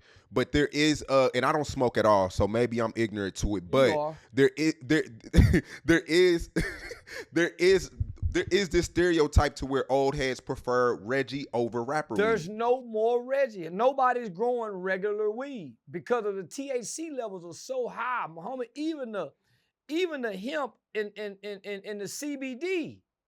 So when motherfuckers saying Reggie, that mean they getting CBD hemp. But nobody's growing the Mexican dirt Reggie weed no more. Nobody. That's gonna have a bunch of seeds in it. Reggie is gonna be filled with seeds. When you smoke them joints and them blunts, it's gonna be popping with them seeds. That weed is not being seen as nowhere. So they getting the CBD hemp. They got low THC levels, low turpentines or terpenes, whatever that shit is. And it's just giving you a slight calming body high. That's what they call it, Reggie. Yeah, the old niggas like that. Man, the old niggas don't want to go to Pluto like Future. Man, nigga don't want to be so motherfucking high with them backwood, man. Nigga be stupid high there looking. How them they be looking in the club with them blunts? You, man, nigga they be looking stupid. Hey, I ain't gonna lie. Last night I was dying so hard, man. It's this video of you that keeps going viral every 6 months. So you at this concert, Future concert, and you're in the crowd with the people. What video is? Do you know which video I'm talking about? Now, I remember going to the Future concert. Yeah. Yo, it literally goes viral probably every 6 months, man. And you having the time of your life, man. Nigga, I was on the front row with the Future concert. That's when he brought ESTG to American Airlines. Yeah, I know exactly what you're talking about. And they say Charleston's a GOAT because he talks so much shit and he still be out there with the people partying, going crazy, living his life. And you're having the time of your life, man, and you're knowing the words. Hey, listen, just what I keep reminding everybody. That's the difference between me and Woody. Woody have to move with this caution because he's hurt people. I don't. I can look like a fool because people say, man, that nigga, people think I'm supposed to have security. And I keep telling people, I've only said things. I haven't done things. That's the difference. Yeah, but you hurt a lot of people with your words, though. But homie, it only hurt for that moment. By the time you see me, those words still don't hurt. But how you gonna tell somebody how to feel? Because I know life. I know the way I make you feel today, somebody else in your circle have made you feel twice as worse by the time you see me. That's true. Or you've made somebody feel twice as worse than I made you feel. So by the time you see me, you're unprepared and you're unmotivated to want to do something to me. But you don't believe in verbal abuse? Yeah, nigga, I verbal abuse my women. Yeah, I believe in verbal abuse. Yeah, that's the best way to deal with a woman without putting your hands on. Yeah, verbally abusive, and it works well. And it works well. You full of shit, bro. Yeah, it works well. Charleston full of shit, man. Man, you can't put your hands on these women no more. But you said, shut up, old dumb ass hoe, bitch. Hey, your mama was a drunk, bitch. Shit, fuck you, hoe. Your brother was getting fucked in prison. Nigga wasn't no, call him anyway. He ain't gonna do shit. Yeah, you can verbally abuse these hoes, nigga. And yeah, just know what to say afterwards. What do you say afterwards? Just know how to apologize. But after you apologize so many times, it's just whatever. Man, apology and good fucking don't never play out. Apology and both y'all calm afterwards, that ain't never played out, especially if you're not physically abusing. Now, if you black an eye and leaving knots on her head, that that only work for about 10 years. But if all y'all doing is arguing and saying mean things and hurtful things when y'all get mad, y'all and make up and just repeat this shit. That's it. Yeah. The Diddy case. He's been arrested. He tried to put up $50 million bond, rejected. They say he's in a suicidal part of the prison or jail or whatever. But we've been talking about this. You've been calling the parties out. You've been speaking about the white parties and how you wouldn't, because this is book that came out of his wife, Kim Porter. She released a book allegedly, and she says how he had to do certain things to stay on a certain level. And when I read that, it reminded me of how you said you don't even want more than $5 million. Every major person you know have been to his party. They're starting to release photos of Aaliyah was at the party. LeBron, Kobe. Why you think ain't nobody saying nothing? They're not bashing him. They not unfollowing him. They not nothing. Man, they would delete my videos off their platform. Think about that, nigga. They would delete my videos off their platform. Nigga, they won't even invite me when he talk about raping people. Homie, these allegations have always been there. So how they trying to, homie, they've been ignoring this, turning the blinds out forever. That's why I came attacking the industry, the culture, the community. And nigga, pushback. And nigga, everything out of the, it's been 5 years and then it unfolded. And it's still no pushback. It's still no motherfucking pushback against Puffy. None, homie. Even when Charlamagne got him on the Breakfast Club and asked him about the video, when he said, I love how you be scrambling and scraping it. Man, he didn't give him no real pushback, homie. Nigga, even when Cassie came out, nigga, wasn't nobody at first. Nigga, they were still rocking with Puffy. So think about Michelle Obama, Hillary Clinton, Barack Obama. Nigga, remember, Puffy was with them with the Rock the Vote. All of this have always hovered over Puffy's head as a dark cloud. And they know this to be true. But nigga, they turn a blind eye. Homie Puffy got some pictures, man, with Donald Trump, Russell Simmons from way back when he was a young pup. Man, the white boy always find them a good nigga, like Puffy. It's a nigga around here like named Jim Shaw. They use them kind of niggas to find them niggas out of our culture in the industry to go recruit the niggas and the girls that's down with the freaking. Everybody was down with the freaking. Puffy just the fall guy. Nigga, you know how many people shaking in their boots that's on them tapes? It's no different than Jeffrey Epstein's island list. Homie Chris Tucker name on there. There's a bunch of people name on there. But isn't it ironic that they giving us all the details about Puffy and then give us no details about Jeffrey Epstein? So, homie, I just want to remind people, as humble and as meek and righteous you think your favorite celebrity is, they exist in an evil world. And for them to maintain in that world, they have to be okay with evil things. Whether that's T.I., man, you have to be okay with evil things because you don't get this high. Religious people have always said that evil things and evil high power of principalities exist in high places. Evil exists in high places, huh? How do you think he could do that for so long? And now you got videos of later of him coming out saying, man, they might arrest me for these kind of motherfucking parties. Because most evil things is in plain sight. We just don't know what to look for. But I'm going to say this. He ain't been accused of fucking no babies. So fuck what he did to them people. Because I know it wasn't a freak off. It was a big orgy that they was having.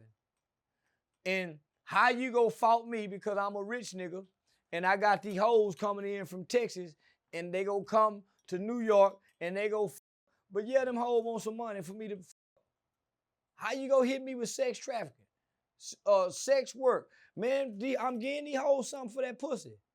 These ain't prostitute. It's a fair exchange. I'm a rich man. Every pussy I get, I got to fly in from another state and be willing to give them something. Man, this the part of the rich and famous life. How y'all criminalizing this shit? So he taking a fall for something. Do you expect to see CEOs and execs in these tapes that may come out, or more documents that may come out? Everybody in on it, my nigga. Jay's, everybody in on it. You think all these people, we've been hearing all this stuff for all these years about the Illuminati, the parties, the producers' couch, what you got to do this. You think they gonna give us everybody names? They gonna give us some fall guy names so they can keep going. It's still going right now. It was a party this weekend that was like Diddy party. We just don't know it. You think when Michael Rubin them had them motherfucking party and it's a 3-day party and all the who's who elite, they drinking, you think those sexual desires and urges ain't coming out at those parties with Michael Rubin? Robert Kraft was found in a massage parlor when he freed Meek Mill from the NFL. You think he ain't run that dick or letting Meek run that dick through him? Meek says he'll offer anybody. Meek doing everything to try to disassociate himself because $100,000 to investigate the case. That sound like a guilty nigga. That sound like a guilty nigga, homie. I'm gonna pay $100,000. So man, I ain't finna pay a motherfucker if I ain't done nothing. Why would I do that and I ain't on none of the tapes? Maybe because it's hurting his brand. He's coming out with new music and people are still talking about him wearing the same matching pajamas and shit like that. And That it's hurting sound his like a brand. guilty nigga. Man, it's a whole bunch of people that said things about me and they lied and I won't even address them. I don't even address them. I keep moving like they ain't said it. I'm not paying no $100,000 to prove I ain't did nothing. No private investigator. Who they go investigate? Who? When the FBI got all the evidence. Who? Do you think two men matching like that is suspect? Like a motherfucker. Gay in the bitch. You're gay in the motherfucker. Hey, Yeah, that ain't just suspect. They're gay in the. Yeah, them niggas spoon at night. yeah, two niggas doing that spoon at night. Bitch ass nigga.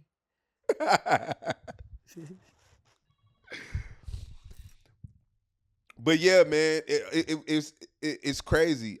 Just reading the book, the audio book came out recently. The kids claim it's not true, but this is a book that she wrote before she mysteriously passed away from pneumonia. And she's real detailed. She names a lot of celebrities in there, crazy names that I don't want to say because allegedly, you know, whatever. But Name yeah, one. Huh? Name one celebrity. Will Smith. We all know he like that dick. He played in that movie with that white boy, 6 Degrees of Separation. We all know, nigga. Yeah, we all know, homie. But listen, my nigga, even Pac was saying it. There's some videos of even Pac saying it. Man, this nigga done got that money. So, homie, yeah, Pac is in there, but Pac was in there for saying no, he didn't want to do a threesome with Kim Porter. Because Diddy was challenging Pac to have a threesome to see whose dick she would like more, allegedly. And Pac was like, nigga, hell no, I'm going home. This shit's strange. Then a motherfucker. Yeah, man. These are black celebrities, homie, but we already know they all do it, homie. All the men, this is, homie, man, nigga, we ain't got no business entertaining that shit. Cause nigga, I'm getting the kind of money where I'm finna start be having hoes come this way and come that way, and I'm gonna have to fly them in and give them some money for some of that pussy. And I don't need this being criminalized. Some kind of way, man, it ain't wrong for a nigga to pay a hoe to free.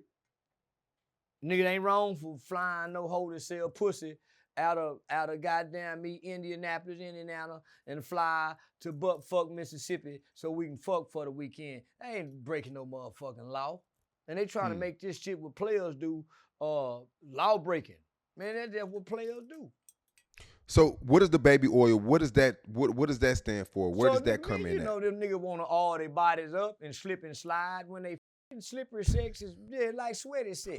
1,000 bottles? Man, we fucking 1,000 hoes a year. Hell yeah, that nigga, when you got this kind of money, man, you know, you can't imagine how much fucking niggas doing, my nigga. And we got all the people that like to fuck. And we got all the kind of drugs to make you pass than you can normally. We doing all the kind of drugs that damn near make a nigga for 72 hours straight. And then not only that, they said that nigga had the IV replenishing clinics set up for when you done drain yourself from coming and fucking and peeing. You get the IV fluid pumped right back in you and bring you back to life and go right back. Man, that's even heaven or hell. We just don't know. We ain't never been there, Sean.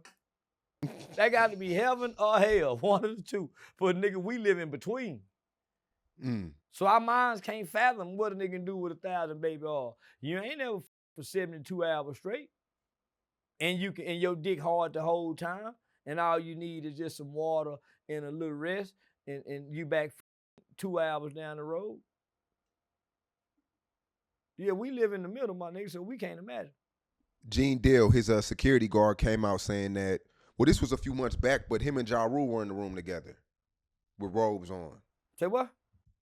Him and Ja Rule was in the room together with robes on. Diddy and Ja Rule, allegedly. They were. That what Gene said? Man, yeah, that's listen, what his security guard said. Gene done snuck and got him some too. He ain't witnessed and saw all that, nigga, and ain't partaked and participated. They ain't gonna keep you around. They ain't gonna keep a nigga around to see all the secrets, nigga, and you ain't in on the secrets. We need some assurance, nigga. We need some assurance. Nigga, get on in here, Gene. Gene. Shit, you big Gene coming out too? That's how he know everything. He ain't just a fly on the wall just to be a fly on the wall, nigga. How you get to be a fly on the wall, Gene? How? To get to see all you done seen and you stay quiet all this time. How you get to be a fly on the wall is what I want to know. Same with, like, I had Whack 100 one time. Who keep telling you all the gay secrets, nigga? How you getting all the gay secrets? Who trusting you and entrusting you with the gay vault? So now, man, you got to question the nigga to say they done seen. How you get to see that kind of shit, nigga? And they normally keep it discreet. But probably he was playing dumb, like he didn't act. Man, he was probably acting like he didn't see. You done seen too much to know you ain't seen to play dumb. During the hiring phase, you think these people don't know what to look for in a man to trust a straight man around.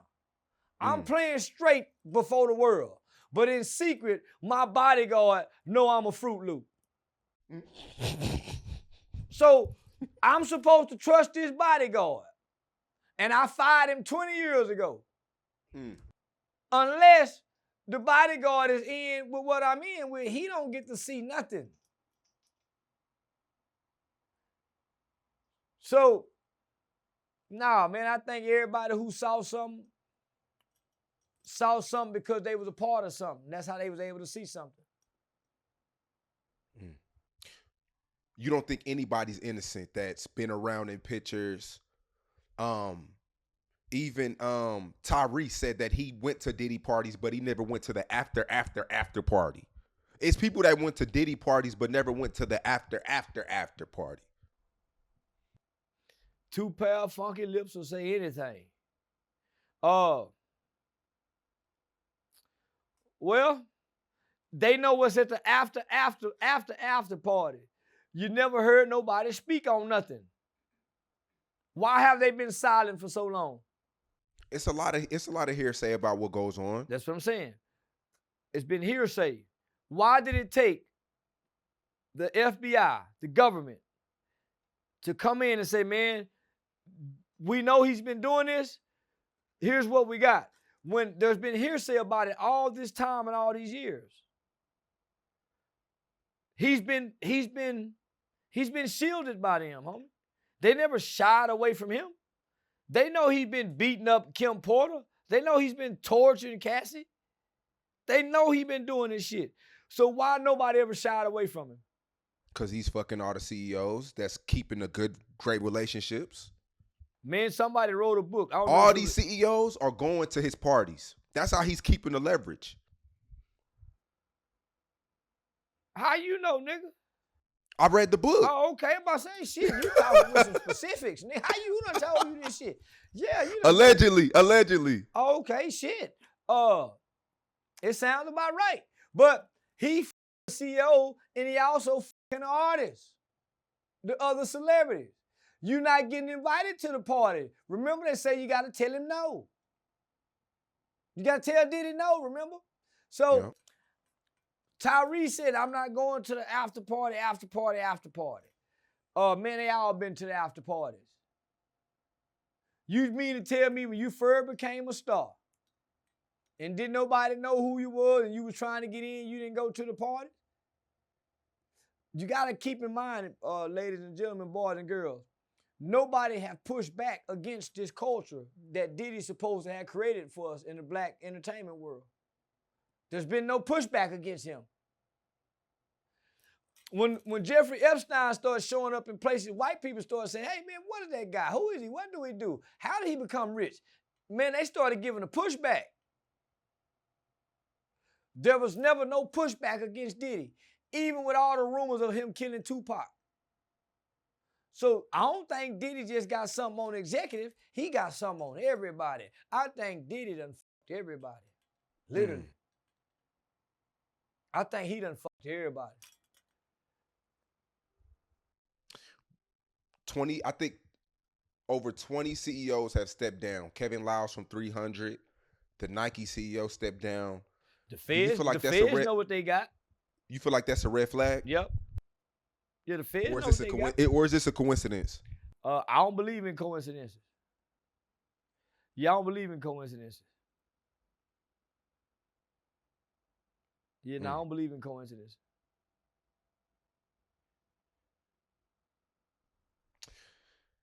What do you think is going to happen? What's your prediction on what's going to happen? I think they're going after his assets. Yeah, I think they're going out after his assets. It's kind of hard to predict what's gonna happen, homie. Another black man go to jail. And okay, so do you think this is the end of the celebrity? Do you feel like celebrities aren't what they used to be? People are going to realize what goes on. Do you feel like how people Go ahead. how we praise celebrities and how you used to say aren't rappers aren't what they used to be. We don't care about rappers. Do you feel like that these are the last days of us caring about the celebrity? Oh no. Oh no. If that was the case, we wouldn't be talking about it.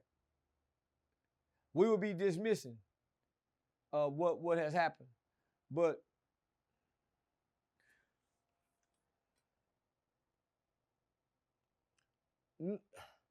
nothing's gonna change, my nigga. Nothing's gonna change. I think Puffy stays solid. Don't tell on nobody. Go do his time. And come back and still be the man. I don't think you can go live a billionaire lifestyle, have your own private jets, have mansions in 3-4 cities, and you do your time. You're gonna do what it takes to get out of there. Bernie Madoff did. And he was an old white man. Bernie Madoff did. Didn't tell nothing. Didn't get nobody up.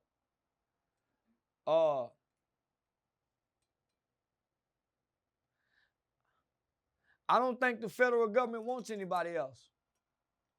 I think this is an order. I think this is they answering the call that's been made. I don't think the FBI wants anybody else. They're just answering the call. And the people who decide to answer the call, careers will be furthered off the publicity of handling this case, off the conviction of this case. But I don't think they want anything else. They don't want to uncover and discover what was really going on. They just want him to pay for what he did. And what he did wasn't what he did to these people sexually. It's what he did to them people with their liquor company. Yeah, this him bucking them people from that liquor company. This ain't got nothing to do with what he was doing with his dick with these other hip-hop niggas. This is what he did with them liquor company people. They just using this to get that nigga. And they targeted his assets.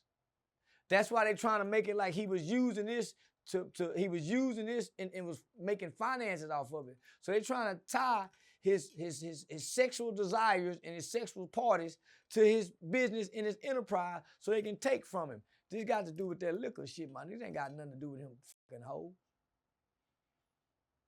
They just want us to believe that. And we dumb enough to believe it. This ain't got nothing to do with him with baby oil. 1,000 bottles of baby oil. How that's illegal? How? When no underage girl, nobody have accused him of this. They charging him damn near with the same thing they charge R. Kelly with, racketeering. Where, man? Well, nigga, I'm You still listen to R. Kelly? Hell yeah. So I'm smart enough to know this is bigger and deeper than what they're showing us and what they're telling us. This ain't got nothing to do with what he was doing sexually for the last 20, 30 years in the hip-hop community. As if they really care. So this ain't got nothing to do with that.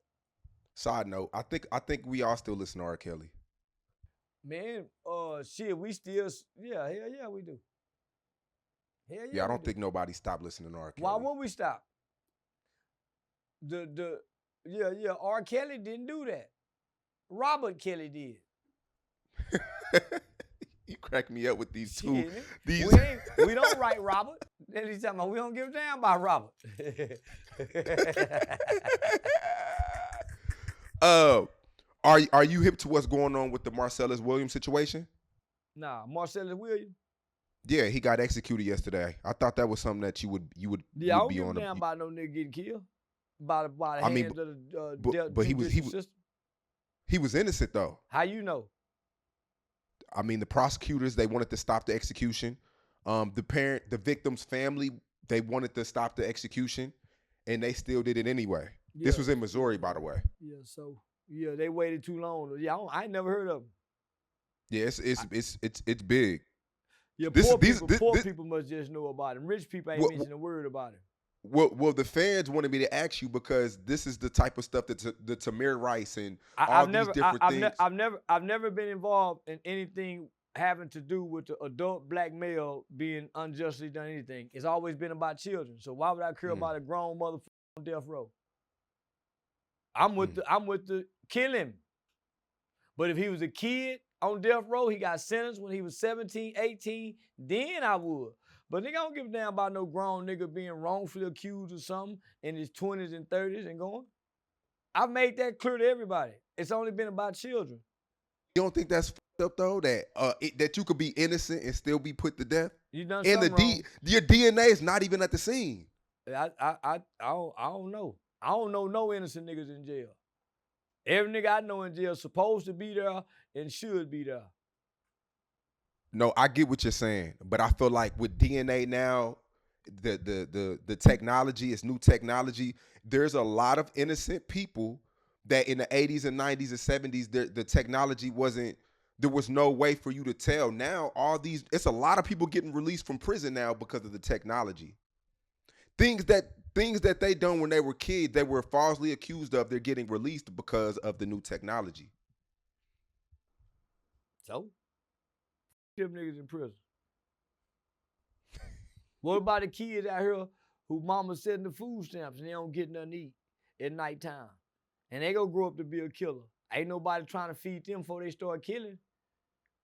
What about the kids that's getting molested by their mama's boyfriend? Ain't nobody. So nigga, I don't give a damn about the nigga in prison. That's the intervention. So I stop intervention. Nigga, let's go with preventative measures. Let's try to prevent this nigga from going down this road.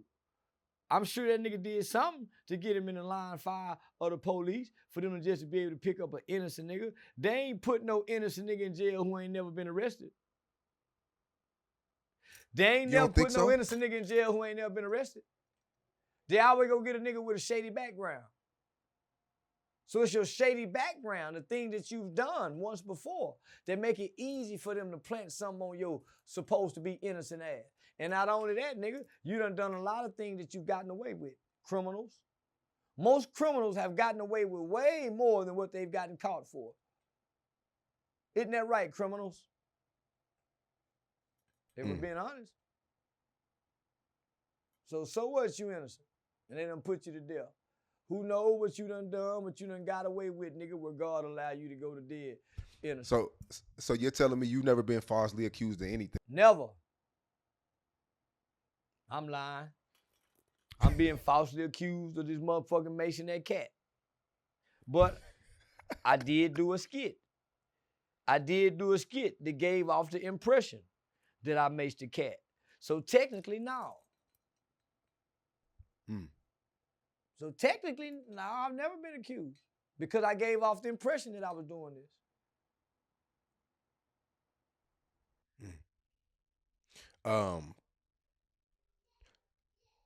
Hopefully you and Woody can get it figured out. No, nigga, I ain't got time. I ain't got time to go back and forth with no nigga. I ain't got time to go back and forth with no nigga that's can be easy persuaded by what people put in their ear. And then, nigga, I don't rock with a group. I'm a man on a mission. I'm a man on a mission, my nigga. He a group nigga. He got a neighborhood he from. I ain't from no neighborhood, so I don't have to be beholden to nothing but my goals, my aspirations, and my children. You see what I'm saying? So homie. I ain't got time. I much rather wait for Thug to come home because I'm fucking with Thug and his people and them. Yeah, got it. Nigga it's too easy to show people how to do this than to struggle and go back and forward with somebody when it's already presented for us. You saying that like you sure Thug coming home though? I know for a fact he is. Yeah, that case is all over the place. Yeah, I know for a fact he is. But this is what I'm saying. If I call you and say, my nigga, the networks want to meet with me and you, and I explain to you the detail, and you get excited and say, yeah, nigga, make it happen. But when you come here, you dismiss the fact that this is why you here. That means mentally, nigga, your mind ain't on this level. That's why the prosecution was having so much trouble. That nigga said, man, you left me at the airport. Nigga, I didn't leave you. You showed up with 6 niggas. And your manager came and got you so she can keep you with her. I didn't leave you, nigga, but I can't come get you and 6 niggas, my nigga. And you didn't tell. So in his mind, I left him. He said, nigga, I met you through her. And I'm saying, nigga, I didn't meet you through her, nigga. She was already managing you before I ever even met you, nigga. That's how I met you. It's through her. So, nigga, his mind ain't on the level of an elite nigga's mind, a high functioning nigga. I'm a leader. I'm a bad motherfucker mentally in thought. He's still impulsive. That's the undeveloped brain part, the slow growth, the mental retardation of the brain. Nigga, I move with thoughts, not with emotion. He quick to say, man, I'm on 10. Well, that's how you got in this situation being on 10. You ain't learned no other kind of way not to be on 10. But now I notice you ain't hurting people. Now you got good sense. When it's looking like them people might lock you up from a bad perception, what you saying? Man, I don't want to be presented in that image no more. You got good sense, but not business sense. And I'm trying to with you with business sense. So, nigga, I would be a fool to turn back around and come back and try to connect with somebody that don't have business sense. And the people around him don't have business sense. So hell no, nigga. What do you have coming in the future? I got a movie coming up, man. I forgot what day the movie premieres. It's in November. The movie that Trap Boy Freddy's supposed to be in. Wrong Address. Now he ain't in the next movie. Yeah. And he's supposed to be on the soundtrack. Now he ain't on the soundtrack. None of that. But the movie gonna be big. So we got the movie premiere coming up. I did my only porn scene. I'm in the porn now. I did my first OnlyFans porn scene with the fan bus. Oh man. Yeah, it's y'all go check it out on the fan bus OnlyFans. So I did my first porn scene. Yeah, I was just testing the waters. Yeah, I was just testing the water. And still booked heavily, right? Still booked heavily. Yeah, man. Nigga, I'm still doing the comedy shit like crazy. Yeah, nigga, I'm Miami Improv coming up. Nigga, I'm still booked like crazy. Just got back from Indianapolis, Indiana, for a whole weekend booking. For 5 figures, nigga left with. And shout out to Naptown, nigga. They got some bad little old bras. Yeah, they got some beautiful women out there, man. In Indianapolis. I got 2 more movie scripts that's been offered and presented. Man, it's so much shit. It's just trying to. Now I need a vacation, cause now nigga working so much. It's hard to separate personal and work life now. Wow, that's the first time I heard you say that. Huh? That's the first time I heard you say that. You're usually in grind mode. Yeah, it's hard to separate that shit. Cause the nigga on the road, and it's more of a, even though I'm doing things during the daytime, there's still a nightlife aspect to what I'm doing. So that nightlife entertainment, then nigga jump up and wake up early. Do you ever get tired of being spotted while you're out though? I know it's hard. You can't go to certain stores. You may want to go grab some gas, or you may want to go grab a Yeah. t-shirt, but you know you're gonna have to stop and give your energy to somebody. Yeah. I get tired of it now. Yeah. Yeah, I get tired of it. So what do you do? Do you send people in, or do you like, "Can I'm gonna go in"? I send people in. Yeah. Yeah, or I say fuck it and I go in and I still deal with it even though I'm tired of it. Mm. Because I say, nigga, you asked for this. Yeah, you asked for this, nigga. And you make people day too when they see you. Man, you asked for this. So how you gonna be mad because you done got what you asked for? Yeah, yeah, yeah. So I appreciate it, man. I'm just now finding balance with this shit, my nigga. Yeah, Yeah, I can tell you kind of. I could tell you kind of a little fatigued, like kind of like. Well, nigga, I just come off 3 days of 3 days of a major weekend in Indianapolis. Prior to that, I had 2 back-to-back days of 20 versus 2 with Woody. So I came back home, rested for 1 day, was back out for a 3-day booking. And